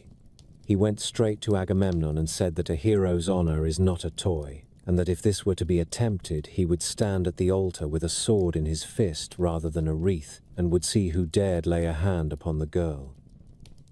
The king listened and gave answers built from duty and dust. Achilles went to Clytemnestra and told her the truth, which is sometimes a poor gift when there is no time to use it. She faced the camp with that still gaze of hers, and laced her words with quiet steel as only a queen can do. And for a moment men looked away, ashamed that they had configured the world so that a mother must plead for the life of her child in view of 1,000 shields. There is a play in which Iphigenia hears all of this, and although she is afraid, she decides that she will give herself for Greece. Euripides makes of her a figure who grows as we watch, and who sees in the smooth shoulders of the ships and the close-pressed faces of the men a thing that can only be fed once and must be fed well. In other tellings, she does not choose, but is chosen, and the soldiers mutter and tighten the cords that bind her and look at the ground, so that their faces will not have to carry what their hands are doing. In one tradition, Achilles tries to carry her away, and the army rises against him because they have turned their fear into law and do not intend to see it unmarred. In another, Achilles becomes a bitter witness and leaves the tent with a promise to the gods to remember. The altar was built on the beach. It was square and spotless and smelled of wool and smoke. Priests sprinkled barley, and the crowd stood at a little distance as if stepping back could make the moment gentler. Iphigenia walked to the place with her head high. Some say she was veiled. Some say she looked straight into the eyes of the men who had become the machinery of a very old ritual that life keeps visiting upon itself, because human beings cannot bear to think that pride and luck are separate. Agamemnon stood without moving. He had taken the decision into his chest, and it sat there like a stone. Menelaus fixed his gaze upon the horizon, as if Troy were already bright in the distance. Calchas lifted the knife. In many houses, the story ends with a rush of blood and the taste of salt and tears, and a wind that returns in a great soft exhalation.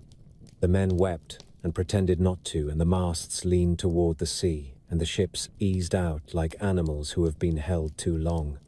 They sailed carrying at their keels a father's guilt and a mother's rage that would survive a decade and arrive home with the survivors and bloom into an act that would make another stain upon the household name. In Aeschylus, the chorus in Mycenae remembers the child raised above the altar like a young deer caught by hunters, the saffron of her robe, the sudden blunt sound of a hand over a mouth to keep a mother from hearing her own voice. The poet makes the wind a thing that drank as men do, and then stood satisfied, and we carry that image because it gives the tragedy a shape that grief knows well. There is another ending. Artemis is not only a punisher, she is also a savior of girls who run in the groves and move with the clean laughter of those who have not yet been asked to carry cities on their backs. In that ending, the goddess comes in a shimmer like heat above a road and takes Iphigenia from the altar in the instant before the blade falls. She leaves in her place a deer, or some say a hind, so large and rare that only the daughter of a god would call it a fair exchange. Smoke rises. The men cry victory because they have given the goddess blood and bone. They do not know what claws were beneath the veil. Iphigenia is carried away in a god-clasp to the far shore of the Black Sea, to the land called Tauris, where strangers are offered to the goddess, because the people there believe that blood is a better greeting than bread. Artemis makes the girl her priestess, a harsh appointment and a holy one. She sets her in a temple with a statue of the goddess that fell from the sky, and gives her a service that stains the hands and requires the heart to learn hard prayers. From Tauris there comes a further turn when Orestes, grown and hunted by the Furies, will arrive with his friend and find his sister, and the three will plan an escape that is half courage and half miracle. They will steal the image of the goddess and carry it by night to the sea, and a wind will rise to help them. Some say the image is brought at last to Broron in Attica, and that rites for young girls are founded there to honor the one who was taken and returned. Rites in which maidens in saffron robes play at being bears and learn the steps of a dance that reminds the city that the first duty of a people is to protect its children, but all that lies behind a veil yet to be lifted.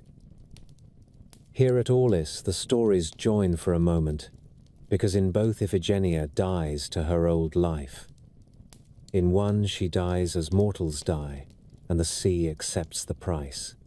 In the other she is hidden, and a new life opens, whose cost will still be paid by others who did not choose to write on the face of the world with knives. Either way, the wind arrives. It arrives suddenly and with an almost human relief. Sails fill like lungs. Oars dip and rise with the clean sound that men love because it tells them their labor has meaning. The fleet pours out of the bay and onto the open water, and the poems begin to hum under the men's ribs as if they were already finished and the singers were only practicing.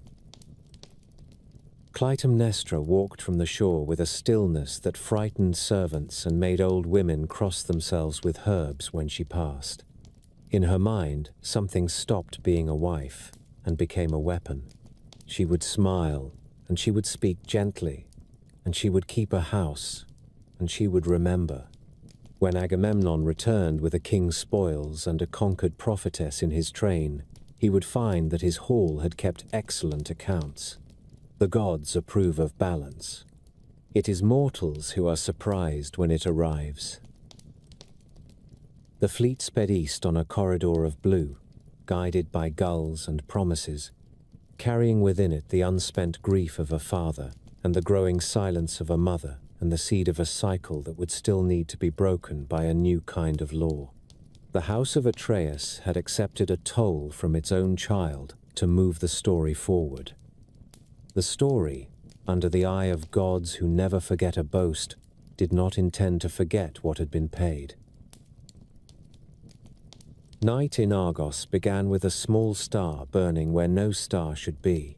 A lonely watchman on the palace roof blinked and blinked again, then grinned into the darkness because the light did not belong to heaven. It belonged to a chain of fires that leaped from peak to peak and island to island, a bright sentence written across the Aegean that ended at the house of Atreus. Troy had fallen. The message ran from distant ridges to familiar hills, and Argos woke as if a great hand had knocked on every door at once. Old men who had kept their sorrow folded away for a decade stepped into the street and lifted their faces like vines towards sunlight. Women looked at the sky and did not speak, because joy can be as frightening as grief when it arrives too suddenly. Clytemnestra came down the steps with a poise that made the hall behave. She spoke to the elders with the measured clarity of a queen who has learned to keep her voice steady when her heart is a furnace. She described the beacons in a sequence so swift and clean that it sounded like a spell, flaring from distant shores and high shoulders of land in a relay of certainty. The elders watched her and felt the strangeness that always comes when a woman who has been asked to remain within walls proves she has been reading the horizon all along. Clytemnestra ordered the city to make itself ready. Temples were swept, garlands were made, altars were rubbed with oil until they shone like polished thought. The palace laid out purple-dyed cloths, whose color had been coaxed from countless small creatures gathered from the sea and boiled to give up their royal stain. These were the kind of fabrics that made merchants bow and poets reach for better words. They were also a trial, but the city did not know that yet. The ships arrived like a flock that had found its seasonal intelligence. Their prows bit the water with the resolve of men who have spent 10 years learning the size of themselves. Trumpets sounded and then fell silent, happy to be unnecessary. From the lead ship, Agamemnon stepped down, the light catching on bronze and on the edges of the story he wore. He had come home as a conqueror. He had also come home as a man who had exchanged many things to secure that word. Slaves followed, their bracelets and anklets chiming. Behind him came Cassandra, the daughter of Priam and the chosen of Apollo whose promises had curdled. She had the stillness of someone who has peered through the curtains of the next hour and found a room filled with knives. Her eyes did not wander. They fixed on what no one else could see. Argos offered the noise it believed a king desires. Clytemnestra offered something different. She came forward with a smile that was both hospitable and exact. She praised the long labor and the gods who had been indulgent enough to accept such vows. She spoke of the house he had left and the city he had saved. Then she asked him to walk upon the purple as he entered, to let his feet baptize the sea color with victory, to allow the house to see its lord treading on a fabric usually reserved for divinity, the elders murmured. The gesture was generous enough to win a festival, and dangerous enough to wake the memory of Tantalus in the stone. Agamemnon hesitated, because a king who has appeased gods learns to watch for traps, even when there are candles and flowers and the laughter of trumpets. To place mortal feet upon such cloth was to flirt with an arrogance that the immortals notice. This was not an ordinary welcome, it was a measuring. In the tale told by the old tragedian, his hesitation is the last neat thing in the scene. He weighs piety against dignity, and then steps forward. Some say he relents because he does not wish to seem small on the first day of his return. Some say he relents because Clytemnestra has set the argument so cleverly that refusal would read like insult. Either way, the purple darkens beneath his feet, and the threshold receives him with a silence that feels like a breath drawn and held. Cassandra remains at the chariot, unwilling to move, the reins slack in her hands. The elders urge her, kind in the way old men can be when they sense that kindness is the only defense left to them. She does not answer. She speaks inwardly to a god who no longer keeps his end of the bargain.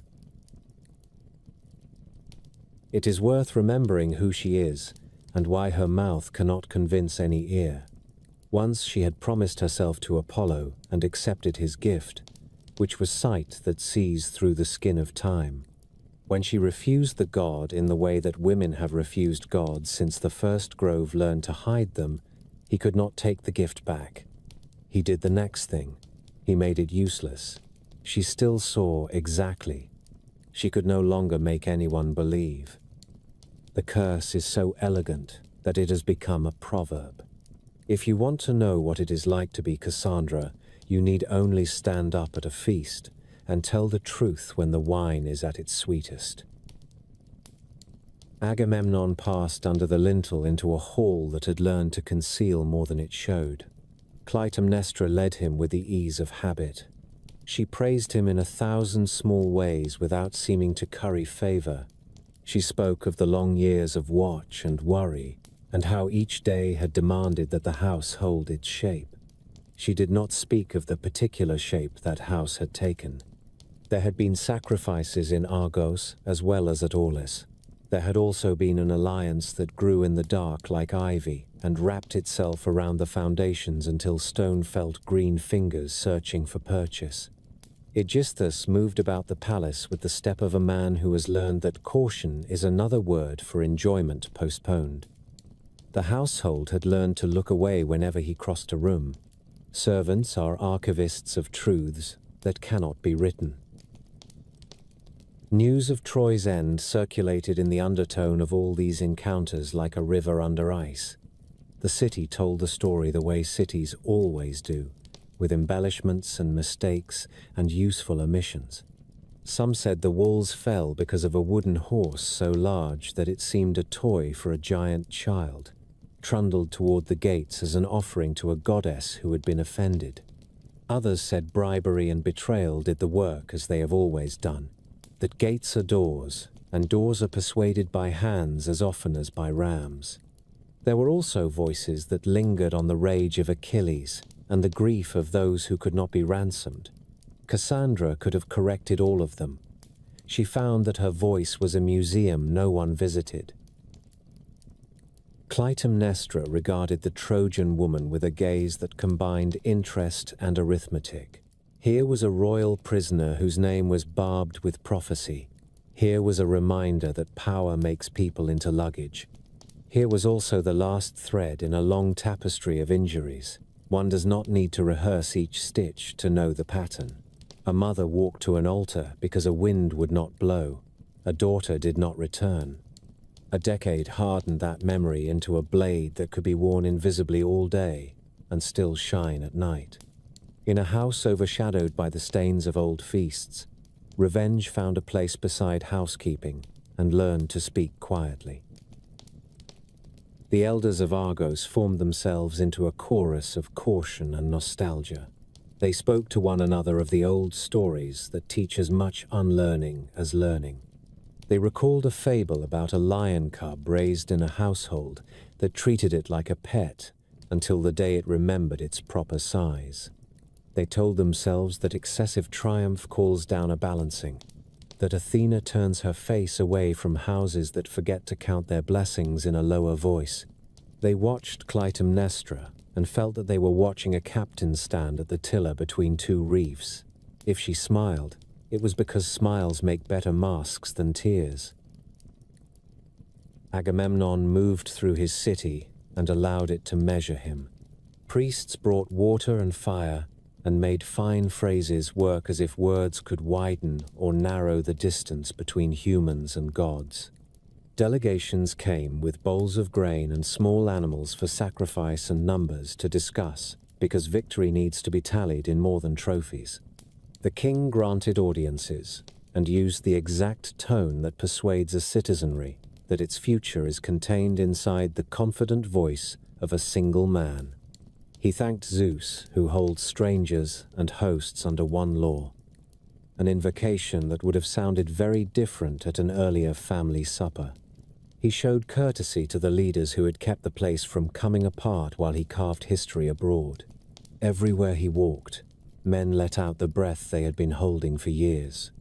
Everywhere he walked, the floors remembered. Evening drew the long blue bands across the sky, and the lamps were lit one by one, early stars caught in bowls, and bowls hung around the room. A hush ripened. Clytemnestra returned to Cassandra and asked the Trojan woman to enter at last and share the warmth of a hearth that did not belong to her. Cassandra stepped down and set her feet where the purple had recently learned the weight of a king. She lifted her face and spoke in a rush that made the elders stop pretending they were deaf. She saw nets and a bath and a blade. She saw the insides of a house draped over the outside. She saw herself lying where the slaughtered lie whose deaths will be last objects of pity and first objects of scorn. Every word she spoke was as true as the sea. Every face nearby learned again the skill of dismissing what it does not wish to fear. The gift of prophecy is a cold garment when no one reaches to share it. Inside the palace, water steamed in bronze. Cloths hung like clouds above a calm shore. Somewhere beyond the inner doors, Aegisthus leaned and listened to the palace breathe. Clytemnestra's smile held steady. Agamemnon's pride stood at attention and waited for the next salute. The city curled like a dog at the feet of its master and dreamed of an uncomplicated morning. The palace drew in its breath and held it. Steam climbed from the bronze craters and misted the air of the inner rooms, where a bath had been poured for a king who wanted the smell of salt and camp smoke washed from his skin. The household had learned a ritual that announces peace, warm water and scented oil, and a fresh robe folded like a promise.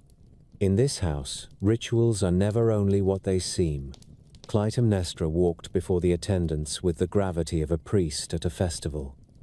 She praised the gods of homecoming and spoke to Agamemnon in a tone that made modesty feel like treason. You have endured a decade of siege and diplomacy and iron. Lay your aches in water. Let the house, which has waited, serve you as a wife should. He undid the cuirass and let the straps fall away. He set aside the sword that had kept him company through cities and quarrels. He stepped into the bath and felt the heat coax travel from his bones. In the next room, a cloth waited. Call it a cloak, or a sheet, or a robe. The poets call it a net, because nets are the only honest metaphor for traps that do not look like traps when they are folded. Clytemnestra had overseen its weaving. It was a masterwork without an exit, a length that could be flung and cinched, a garment that hugged too closely. She lifted it as if to honor him and then cast it as if she were a fisher on a bright morning. It fell around his shoulders and arms, tightened at his wrists, wound his legs, and turned a man into a bundle. The old poet from the city of the Violet Crown tells that she struck 3 times. The first blow found the helpless king through the folds and opened the skin with a clean line that a surgeon might admire in a different room. The second blow went deeper and found what men guard without thinking. The third was a prayer answered for a mother on a windy beach, for a girl who had been led to an altar because a fleet would not move. Some say she used a great axe with a head that could split oak. Others say she used a short blade whose business was close. The detail does not change the silence that followed, a stillness so complete that even the steam seemed to hesitate in its rising. Cassandra had been waiting on the threshold with the patience of one who already knows the shape of the next hour. She tore the fillets from her hair and let them fall as a priestess lays down office. She spoke to the elders one last time with the clarity of a bell. I go to a house whose walls drip and whose doors remember. I go to share the sleep of a man who has not yet learned that his dreams have already been purchased. They begged her to delay, because old men who watch disasters approach often think that seconds might save them, if only seconds are stretched like dough. Cassandra smiled with the sweet sadness of a truth-teller who has given up on converts. She stepped inside and did not look back. There are versions where she is killed at the altar to the God who once loved her and then abandoned belief in her. There are versions where she falls, where the royal bath floods the floor. In each, she becomes the last gift of Troy to a house that does not need more gifts. Clytemnestra stood above the bodies with a steadiness that made the lamps burn brighter. She shouted to the servants and to the elders who had come as witnesses for the ritual of welcome and found themselves witnesses for a different rite. She called the deed justice and did not lower her eyes when she said the name that obliges every listener to choose sides, Iphigenia. She said it like a line from an oath. She said that a father who sacrifices his child to wind will find a wife who sacrifices a husband to memory. She said that the laws of men have their uses and their limits, and that the gods themselves are not strangers to exchange. There was nothing of hysteria in her. There was arithmetic. She had waited in a house where the first king had served his son to a company of immortals. She had read the past and drawn a conclusion. The conclusion lay before her, cooling. Aegisthus came out from the wings as a player steps toward a stage that has finally cleared. He wore triumph like an old cloak and revenge like a new ring. He spoke of Thyestes, of a brother who had been called guest and fed the flesh of his own sons. He told Argos that this act today was a line joined to another line to make a figure that could be recognized from a distance. He claimed the throne through Clytemnestra and through blood, through a story that had always intended to return to this room. The elders pressed back, appalled and spellbound. Old men who had sung praises for a victory and now found themselves speaking the names of the Furies under their breath. Aegisthus addressed them with the smile of a man who remembers being small and has decided to do something about it. He promised order. He promised punishments. He promised that men who resisted would learn that stories do not protect anyone when steel is near. Clytemnestra faced the elders and set out her case a second time, with a precision that would have made a jurist proud if jurists had existed to hear it. The purple cloth that had borne the king into the palace had now become a shroud. The net that had embraced him was a symbol none could miss. She spoke of a house that could no longer host a master who had brought a foreign prophetess to share the hearth without a word for the wife who had kept it burning. She spoke of the ancient rule that blood calls for balance, and that women who are made to watch their children sold to the weather do not forget numbers. She named the gods without flinching, and added a god who had not been in fashion in Argos for a long time. The god of truth told without poetry. Outside, the city poured into narrow lanes to learn which way the wind would turn. News travels faster than chariots when it is bad. Some said the queen had saved the city from a tyrant grown careless. Some said she had stolen the sun from the morning. Some whispered that curses keep their own calendar, and that the sound of iron in the bathing room was only a bell rung at the hour appointed by ancestors who refused to sleep. The walls listened and did what walls do. They remembered. They have always remembered the first feast and the first boast, and the first child led where no child should be led. Houses do not forget. They absorb. There are tellings that give the blow to Aegisthus and make Clytemnestra the mind and not the hand.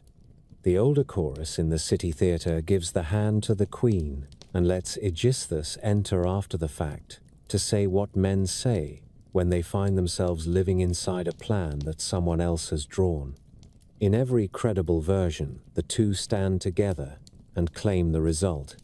In every credible version, Cassandra lies nearby, an emblem of truth unsettled and of bargains with gods that were broken the moment a god desired something not on offer. Her garlands were bloodied. Her eyes were open. She could still see, and there was no longer any need to speak. The sons and daughters of the house now step into the light cast by this fire.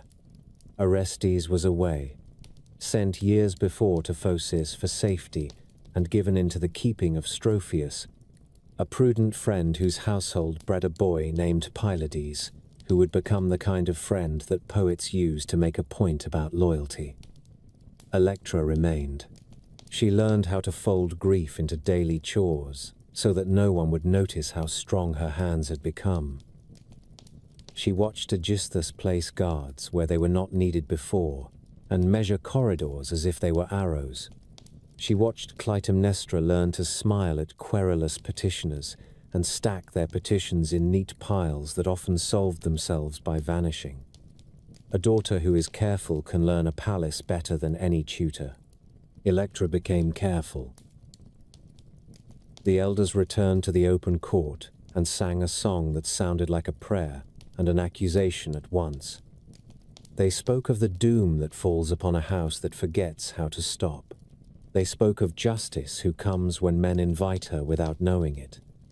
They spoke of the furies who stir when bloodkin forget what hands are for. Aegisthus turned on them and called them old dogs who growl when a new master takes the yard. He promised chains and darkness to anyone who could not learn to admire the shape of what he loved. The old men did not bow. They lowered their eyes and measured the time it would take a boy to grow into a man who might return. Night deepened. Torches hissed. Somewhere in the palace a woman washed her hands longer than washing requires. Somewhere a slave whispered a song from a homeland beyond islands the king had burned. And that song sounded like a clear stream in a cave. The bodies were carried out. The purple was stained beyond saving.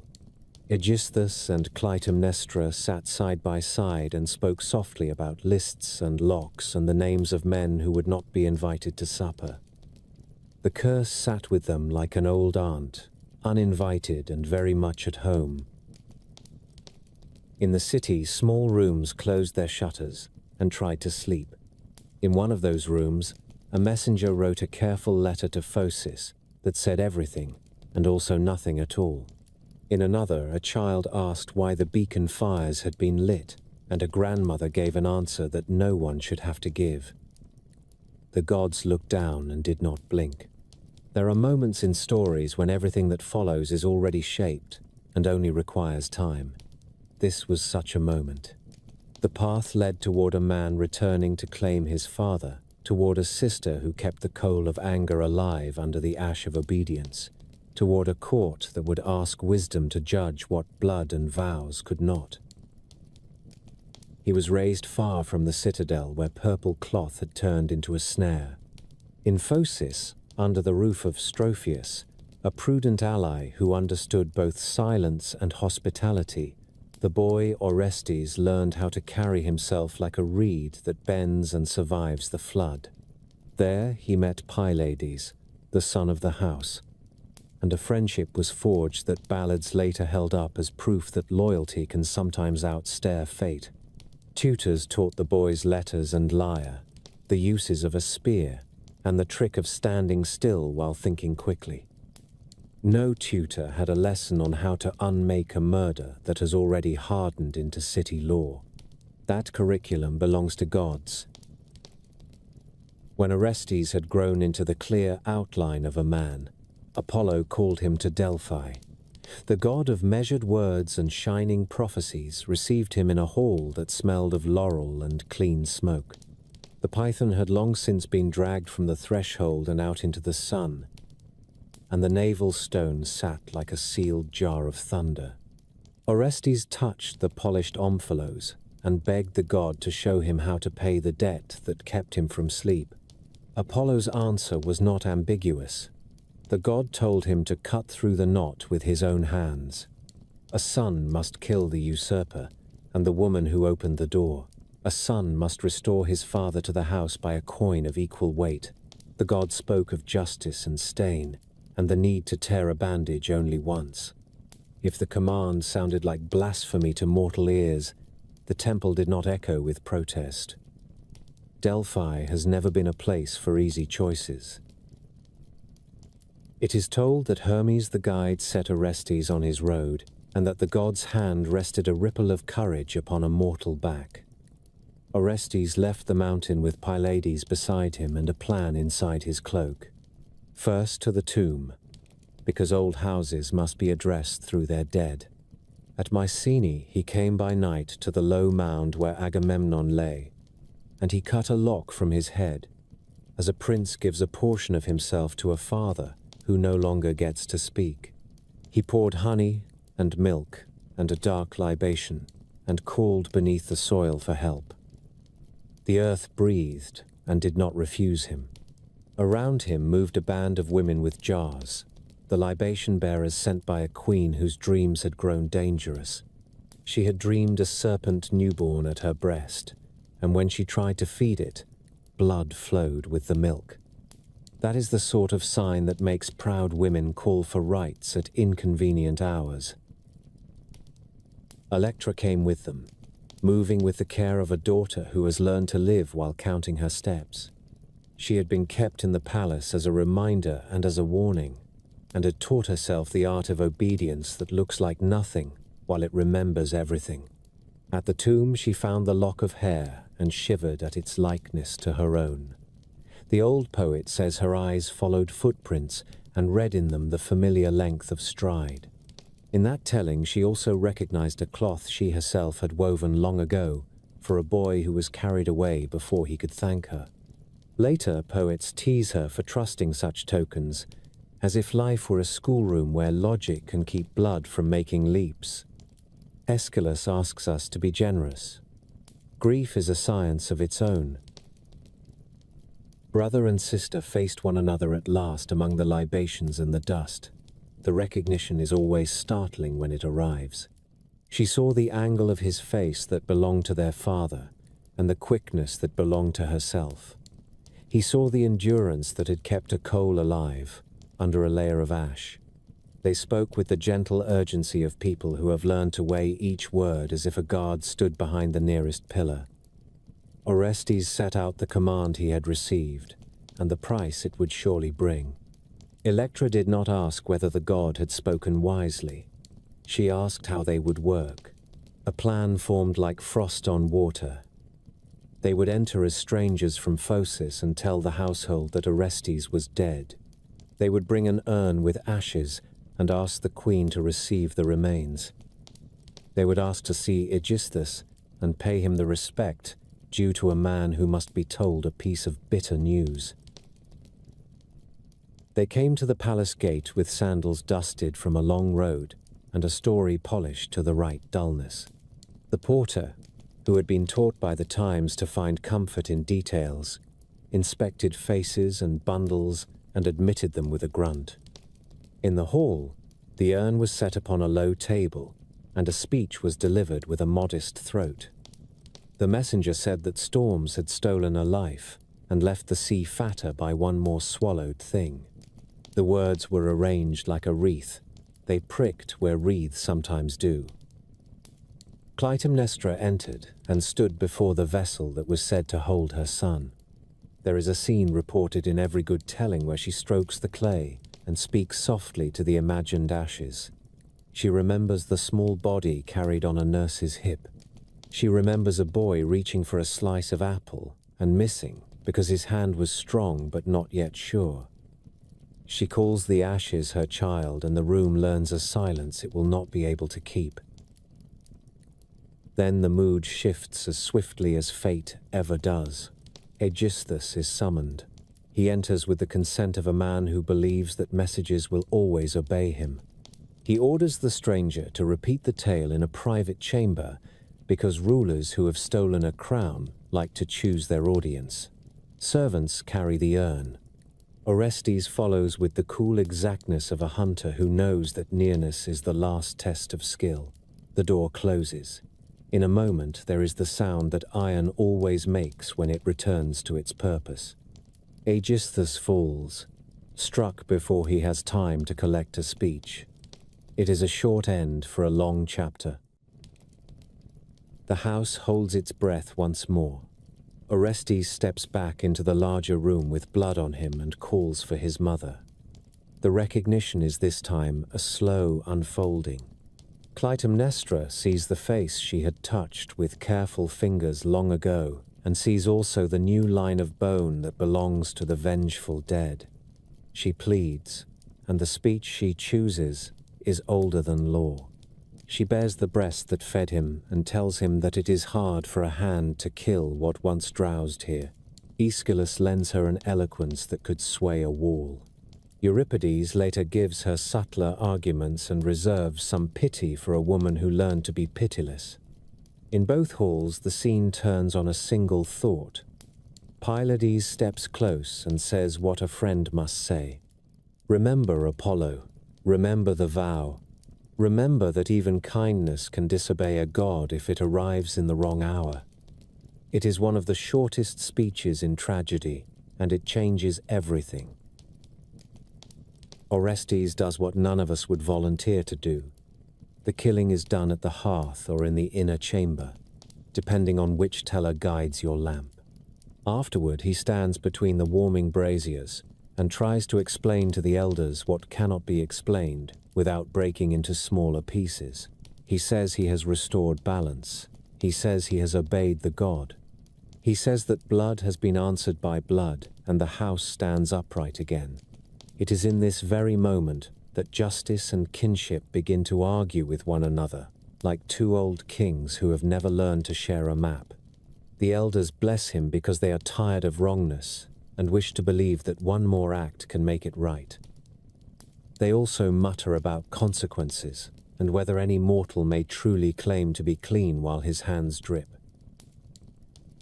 The proof that Orestes has crossed a line comes without clarion. He hears them first, then he sees them. Others in the halls strain and squint and find nothing. He steps back with his eyes wide and names the figures that only he can see. They are ancient goddesses who do not care for an altar's pretty fires and who never bargain.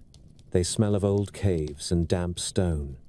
Their heads are wreathed with snakes, or sometimes with ivy that has remembered how to bite. Their robes are dark and spattered with the memory of ancestral crimes. Their eyes never close. These are the Erinyes, the Furies, who rise when a son has spilled a mother's blood.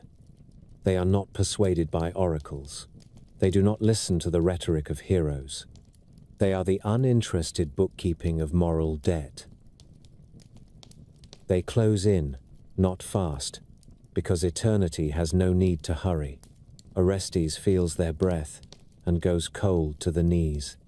The elders ask what he sees, and he tells them, and they look at one another with pity and a little fear, because madness is a messenger that even old men prefer not to question.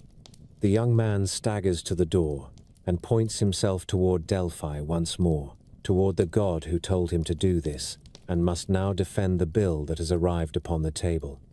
Pylades follows with the quiet certainty of a man who does not need to speak his oath aloud. The chorus calls on gods older than the gods we are used to and asks them to show a new mercy. The Furies go after Orestes as a river goes after a thing that has fallen into it. Nothing in the palace moves for a long while after they pass.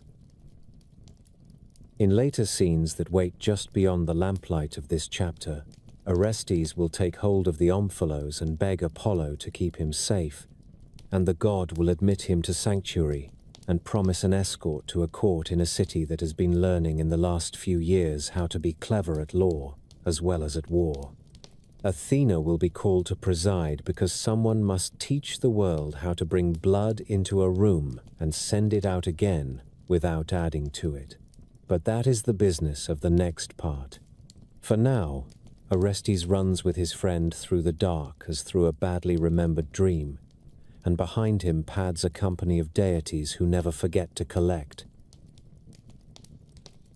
Delphi wakes early, before the sun clears the shoulders of Parnassus, and the laurel leaves whisper like pages, turned by a careful hand. Into that thin mountain light came Orestes with dust on his sandals and the stare of a man who has run a long way with more than his body. He knelt at the omphalos stone and gripped its polished belly as if holding the navel of the world might steady his own. The bronze tripod sang softly with the warmth of banked embers. The god who keeps order in measure and music received him without surprise, for Apollo had already set this decree in motion. The Pythia, garlanded and grave, drew in the breath of sacred vapor and felt a presence behind the supplicant like a weather front that has learned to walk. It was the old company with the many names, called Erinyes, by those who prefer accuracy, and kindly ones, by those who hope to live out the year. Apollo did not scold them. He stood with the quiet mastery of a physician beside a feverish bed. "This man has obeyed," he said, "and obedience is a hard diet. You will not tear him in my house. Rest." The gods set the Furies to sleep, as a harpist sets a hall to silence with one calm chord. Their heads nodded, their ancient faces folded, and the serpents in their hair softened into coils like ropes at a dock. Then Apollo lifted his golden bow as one lifts a wand that is both ruler and reassurance, and told Orestes to rise. "Go to the city that holds wisdom in armor. Go to Athena. I can cleanse the hands, but not the history. Athens will teach the world what to do with blood that cries for more blood." Hermes took the road with them, staff in hand and winged hat set at an angle that implied every journey is lighter than it looks when a god walks at your shoulder. They reached the city where the hill of the Guardians stands across from the rock of Ares, and the olive of the goddess gleams with a modest light. Orestes did what suppliants have always done when the world grows too loud. He sat as close as a mortal may sit to the statue of Athena Polias, and wrapped both arms around it. The bronze was cold and perfect. He laid his cheek upon it, as if the face of the city were a mother, and he a tired child who had learned too much too fast. The Furies woke and crossed the border into Attica with the patient strength of winter. Their feet made no sound, yet dogs who sleep near shrines whimpered and pressed their noses beneath their paws as if a draught had found them. They swarmed about the base of the image and breathed upon Orestes until his skin prickled with a chill that was older than snow. They named his crime in the clear old words that need no audience to make them legal. Mother-slayer, breaker of the bed in which life is first set. They asked their own question and answered it. Who judges this? We do. We were old before cities remembered to count.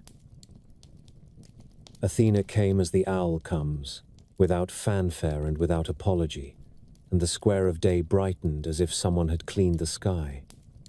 Her spear rested gently in her hand, less a weapon than a staff of office. Her eyes were the color of good bronze. She listened to the hiss of the Furies and to the dry whisper of Orestes, who told his story with the simplicity of a man who is beyond embroidery. I cut as Apollo commanded. I paid as the god measured. I am here to be measured again. Athena nodded, which in a goddess is a kind of promise. This is too large for one voice, she said.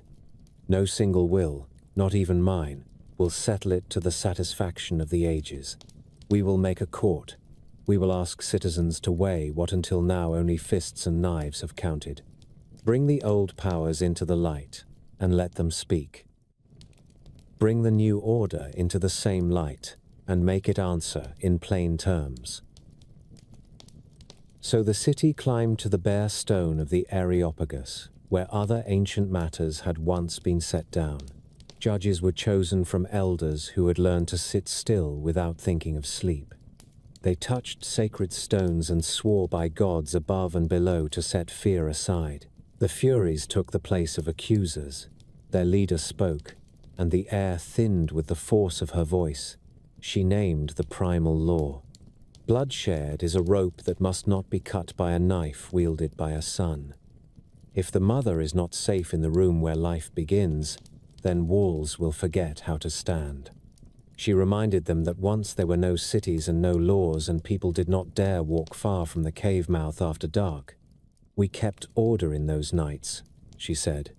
We make guilt visible. We do not care for excuses. We are the firmness that keeps the ground from sliding under your feet.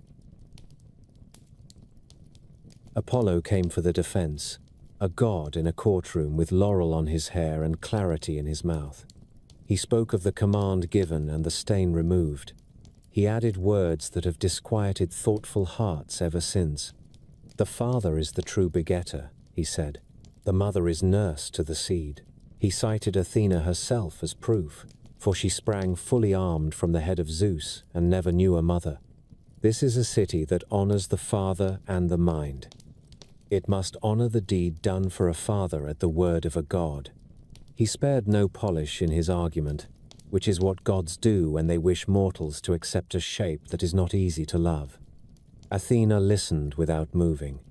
The jurors watched her face with the respectful curiosity of men who have learned that a city is a thought you can live inside. Orestes spoke last and did not try to be grand. He told them he had carried his father's name like a stone in a sling, that he had thrown it only when the god had told him to, and that the throw had broken his own sleep along with everything else. He promised friendship from Argos to Athens if the city would take him up and not strike him down. He did not ask for pity. He asked for air. The vote was taken with pebbles dropped into urns, a sound like rain in a ceramic garden. Men held their breath through the counting, and the Furies stood as steady as statues, and Apollo smiled without showing his teeth. When the pebbles were poured and the tallies made, the judges had tied themselves into a perfect knot. The votes were equal. Athena stepped forward with the calm of a woman who has always intended to be on time for the need. "I will add my stone," she said, and set it down with a light tap that carried to the back row. "I honor the father. I honor Apollo. I honor the city that must rise from vendetta into law. I acquit. The tie becomes a release. Orestes is free." The jurors let out the sound that men make when something tight inside the chest sings and then loosens. The Furies did not cry out. They darkened. They swelled with a storm that had been brewing since the first mother held the first child and promised safety. They threatened to spill madness into every marriage and barrenness into every field. They promised to send venom down the roots of the olive and silence into the throat of the nightingale. Athena did not draw her spear. She spoke in the tone she reserves for allies she would prefer not to fight. "You are ancient and necessary," she said, "and a city that forgets you would forget its own bones. Do not be the terror that lives under the bed. Be the respect that walks at the door. I will give you a home in this hill and honors in this land. Black sheep will be yours at the proper season. Maidens will come with honey and aged women with sober prayers. You will be called the kindly ones, and the name will not be a trick. It will be a direction, a way for the tongue to lead the heart. Keep watch beneath the court that has just been born, and bless the judgments that keep brothers from sharpening knives in the night. It is a strange thing to witness a storm decide to become rain. The Furies listened with their heads tilted like creatures learning a new song that they suspect they may like once they know the chorus. They murmured in voices like underground water. They accepted, with conditions stated so precisely that even gods nodded. They asked for processions with torches and for children to learn the right names so that fear would not be sloppy. They asked that Athens remember them when harvests were good and not only when dreams were sour. Athena agreed without haste and without mockery. A line of citizens formed, and together they led the goddesses down from the rock to the sanctuary near the slope, a cave with chambers, like the throat of the earth, cool even in high summer, smelling of damp stone and myrtle. From that day the Semni Theai held court there, the venerable ones, with wreaths of ivy and dark robes. And Athens learned to keep its balance by honoring the foot that comes down, as well as the one that lifts. Orestes stood straighter, as if a weight had slid from his shoulders to the ground and turned into good soil. He thanked the goddess with the careful gratitude of a man who has learned the price of gifts. He swore friendly bond between Argos and Athens, a pledge that would be engraved more securely in memory than in stone. He left offerings at the altars of Athena Area on the very hill that had judged him, and men marked the place as a house for courage that obeys reason. Then he departed for his homeland to set his house in order with a steadier hand than his father had found, because a man who has seen judgment in the open air is not tempted to settle scores behind doors without witnesses. There are more paths that follow after this, and they wind as myths do. Some have him sailing far and finding his sister in a cold land where strangers are cut for a goddess and bringing her home by wits and night tide. Some give him a marriage that joins houses once sundered by war and death. In every honorable account, the pressure that began with a father who fed his son to the gods is at last relieved by a court that learned to feed justice with measured words and vowed procedures. Athens did not end the Furies. Athens taught them a new job and paid them properly. That is the trick. The house of Atreus did not become good. It became governable. The curse did not vanish like mist. It settled into ritual and law where citizens could watch it and learn the rules that keep darkness from getting the better of the room. Night fell upon the Areopagus, and the lamps in the sanctuary shone like patient eyes. The olive leaves turned a little in the evening air, nodding as if they too had voted. Far away in Mycenae, a sister banked her private fire, and a friend sat wakeful for the first quiet hour. And the story that had moved across generations took a breath. It had been owing itself since the first boast in heaven and the first broken boundary on earth. Orestes slept without voices for the first time in years. The kindly ones kept watch below the hill, and the city learned to walk on two good legs, custom and reason, each steadying the other.